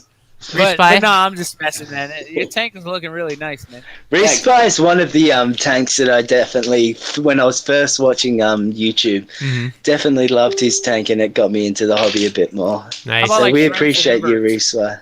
Yeah, it looks beautiful. I'm just like anybody else, man. I don't know anything, man. I just just learn it as I go. Yeah. Pretty much all do. I think that's one of the things that kind of compelled me to join is you sounded so stupid that I thought I could do it. I'm playing with you, man. It's one of them things that when you can sound like a normal human being, you don't make it actually sound like you're better than everyone else. You don't make it sound like it's the hardest thing in the world. You're going to have people that are just like, okay, well, maybe I can do this. So we appreciate you, Mr. Reef Spy. I'm just playing with you, man. Hopefully you can cop it. We have a 52s. I swear you Americans don't get our sense of humor. Down under, we've got a sick sense of humor. I've lived with many Australians. I know how you guys are. Yeah, we play around a lot. Yeah. But I just would hate going onto the forums and everything, and just everybody there thinking that they're so much better than everybody else. Because they want to have a power trip. They want to feel like they're the only ones that can do it, even though I'm some turkey down in Australia that doesn't really even care about it, that can grow coral. Like, anyone can do it. You just have to put in effort and know a few things of what you're doing and why you're going about certain things. Yeah, and money. Exactly right. That part doesn't hurt. No, I mean, it's just, I'm learning every day, man. I don't really know much. I mean, I know what I know because I've done it. So that's it. Oh, yeah. That's it. Oh, yeah, man. I think the more... Era. Yeah. You know, everything's got to be slow. You know, patience is key to this game. People that just want to just throw everything in the tank, they eventually find out, it's not the way to go. I pretty much threw everything on the paint, and now the paint's dry, and I can't fix it. Yeah, I put stuff in there, and it just dies. I have no idea why, but I found stuff that's growing for me, and I just let it grow. So that's it. you just kept what lives. Exactly. Somebody said something. I just listened to something at Magna. It's one of one of them hobbies that I think everyone that started recently anyway, that kind of started from watching YouTube or watching other people's tanks on forums and stuff. I think we all at some point have had a coral in our tank that we got as one of our first corals that we don't like anymore because you change your taste. So when you're first starting up, make sure you're not just getting a coral because you think it looks pretty in a way, because you get over that really quick. Well, what I always found out was what kind of attracted me was I like seeing big full colonies, even if it was like some most basic coral that's not quote unquote, like the real fancy stuff. And you guys see a bunch of guys that have these little tiny frags, like, hey, this Walt Disney, I spent hundreds of dollars on this. It's this little 1-inch, frag. I'd rather see something basic, like I've got that huge pink bird's nest. And it went nuts. I think it's I'm like, massive. that looks awesome. Oh, it sure does, dude. That thing is massive. Yep. I think you got a new fanboy, Reef Star. I don't know about all that because no. Come on now, Cosis, don't lie. Come on, man. He knows me, man. He'd be grabbing the popcorn, getting in his underwear, and binge watching your channel for the next 3 days. Come on, man. I'm trying to get this guy a bunch of subscribers, man. Well, he definitely deserves them. He's one of the one of the people in the hobby that's a lot more reserved, I'd say, and a lot more what's the word I'm looking for? Not cocky. No, I just try and just keep it real. I'm just am who I am. I don't want to. Yeah. Just help. I can't stand people that think they're above everyone else. There's some people that have nicer systems than everyone else, but it doesn't mean you're the be end and all. And like, that's what I really liked about this whole YouTube thing, man. It's just like we seem to collect this nice community of people that just are all just to look at someone else's tank. That's it. Yeah. Show me your tank. We all appreciate it no matter what, because I think we know the effort that's put in, and none of us are going to come in here and be on our be on a high horse or anything like that. Apart from Rico. No, I'm joking. I hope he's in the chat because I love giving him shit. But there's Rico and all these people have made the hobby so much more approachable.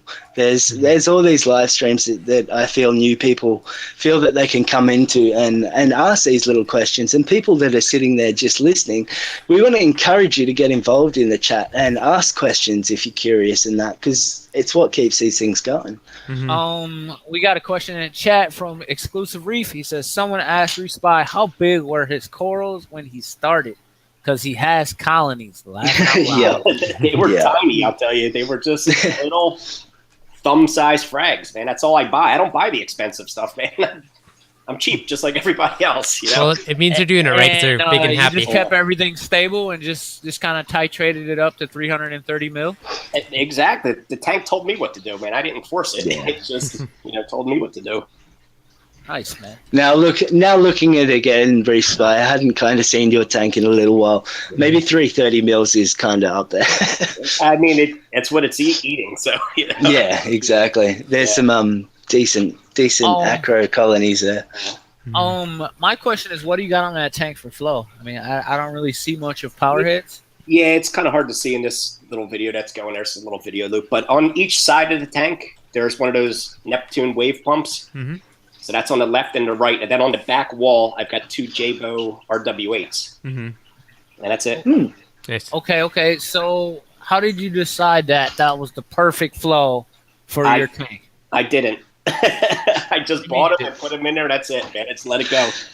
Here's Reef Spy saying he's cheap and he's got three HD 52s over his tank. That's like $3.5 grand, $4 grand over here. Come on.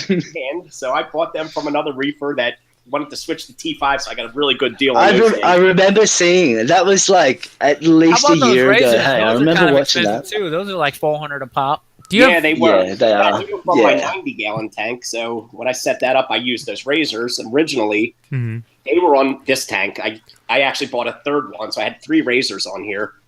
As he's telling you guys right now that he built this tank up over time. He didn't just go out and buy 3 freaking razors. He said, "Hey, I had one from my 90, and I got one from another guy." Yeah, and, you know, built it up. And so I didn't start with all this, man. It's just been, then I started light on the equipment, and I bought corals, and I put them in there. They started doing good. Then I started running out of room for corals, so then I was like, all right, let me invest in equipment. So that's where I've been spending my money, is on equipment now, just maintaining everything. I think a lot of people take up. This has been going for about 1.5 years now. Go ahead, rookie. Hit him with it. I think a lot of people kind of get into the hobby and you want to, like, I know when I got into it anyway, I wanted to safeguard everything. So I wanted to make sure I had a solution for every problem. So I bought all these things. I bought all the Red Sea coral colors. I bought all this kind of crap that I did not need. So just be aware, like, there's a lot of stuff you don't need. Reef Spy's kind of thoughts on it is the way to go. Just get things as you need them. Like, buy your budget stuff, get your corals, because the corals and your fish are your things that you're going to enjoy from the hobby. You don't enjoy looking at a dosing pump. You don't enjoy looking at the lights. You have them there for function. So it's one of them things, like, get your corals first and just kind of budget what you can afford, I guess. That's what I did. And then a lot of these corals, I was on a Facebook group, and there were some guys local right in my town. One guy was only a few blocks from me, and he was selling some frags for real cheap. I just went there and bought them, and that was it.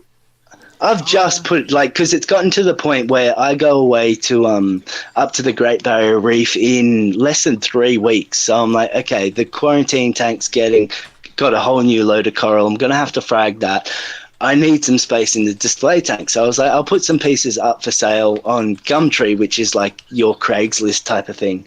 And that was 4 days ago now, man. And I've got them up there for, like, frags of seven polyp ACAN frags for like $5 and stuff.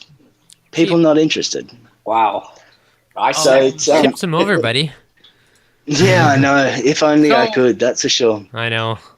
So, how do you make your soda ash? How do you make your alkalinity, or do you just buy it? No, I have an empty 1 gallon container, and I just put the dosage in there, 2 cups of whatever in there, and just fill the rest up with RODI water, and I shake it. And then 2 cups of baking soda, or do you actually bake it yourself? No, I use the stuff from BRS. Soda ash, yeah. Yeah, so I buy the 2-part from BRS in 1 gallon jugs. Okay. So I buy the dry how about stuff. calcium? Do you get your calcium from BRS too?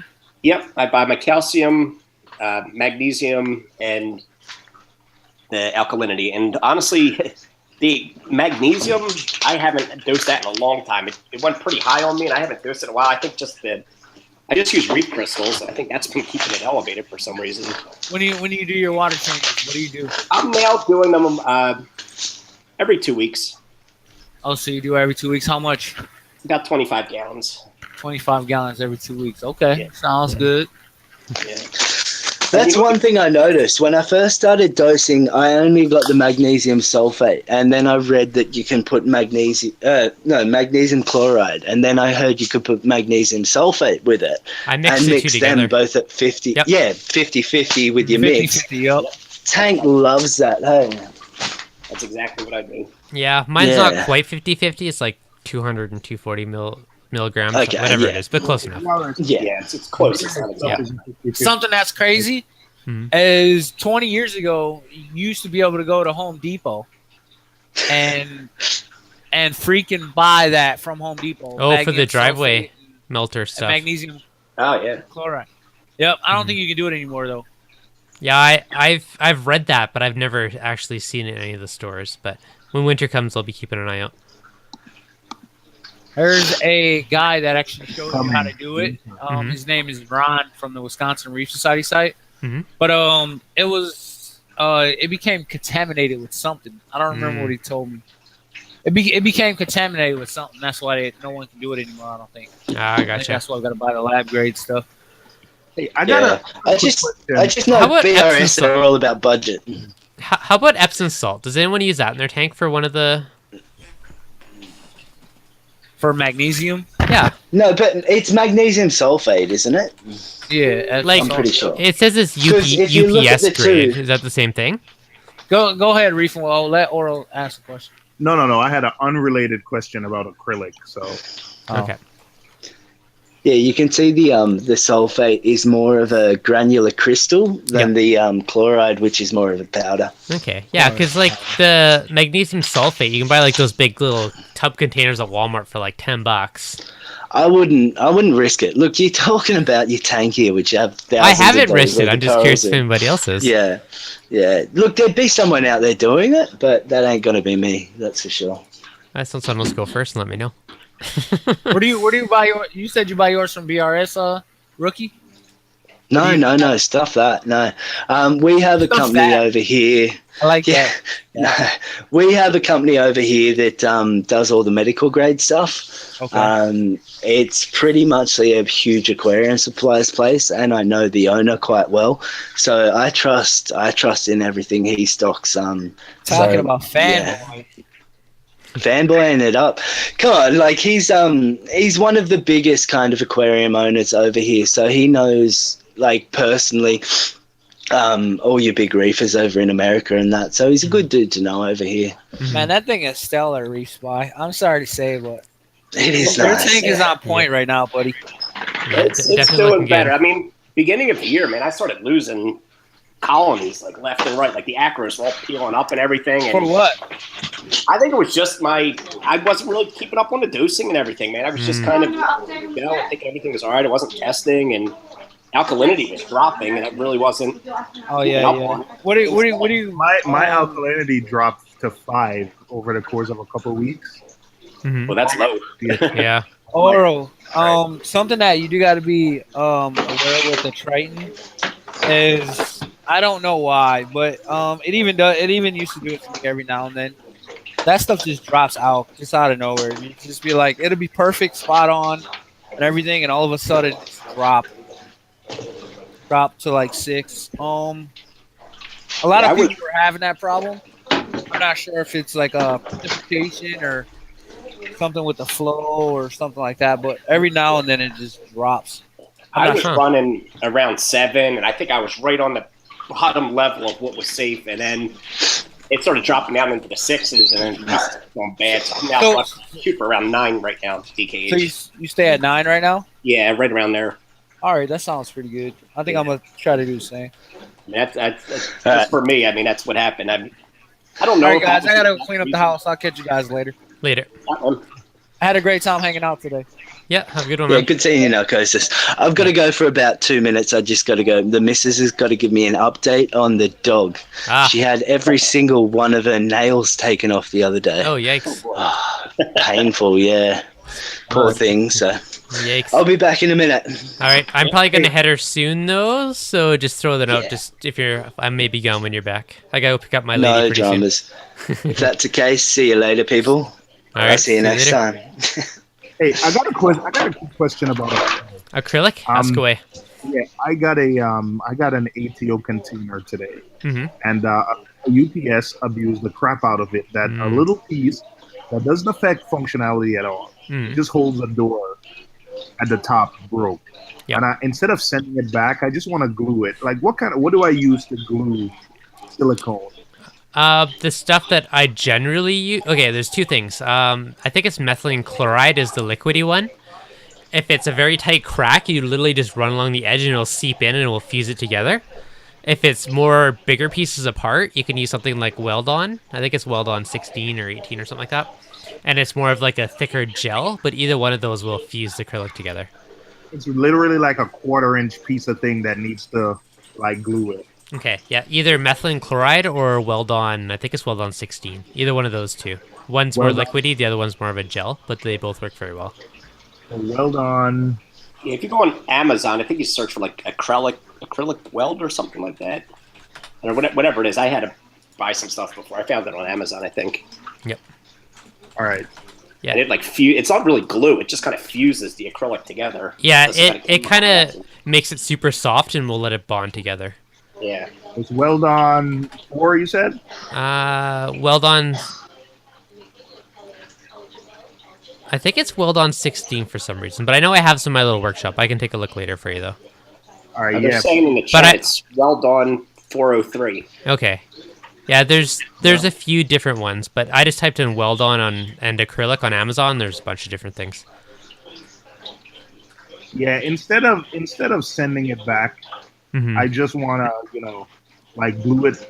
Just it's literally, the ATO door at the top. Yep. It's a little notch that just keeps the door from falling in the ATO container. So instead of sending it back, I want to glue the little notch on. Yep, super easy. Yeah, really easy fix. All right, yeah. So I'll wait, Devin. I'll wait for you to kind of message me what you use. Shoot me a message tonight, and I'll go find it and take a look. But I have a different one that I've used a bunch of times to build a lot of my random creations. So what is it? 6:30 where you are now? Yep. Okay, it's 9:30 here. Okay. I was saying, you know, one of those. I was saying earlier, you know, one of those Kessel grow lights. Yep. I got my hands on one. So nice. Yeah.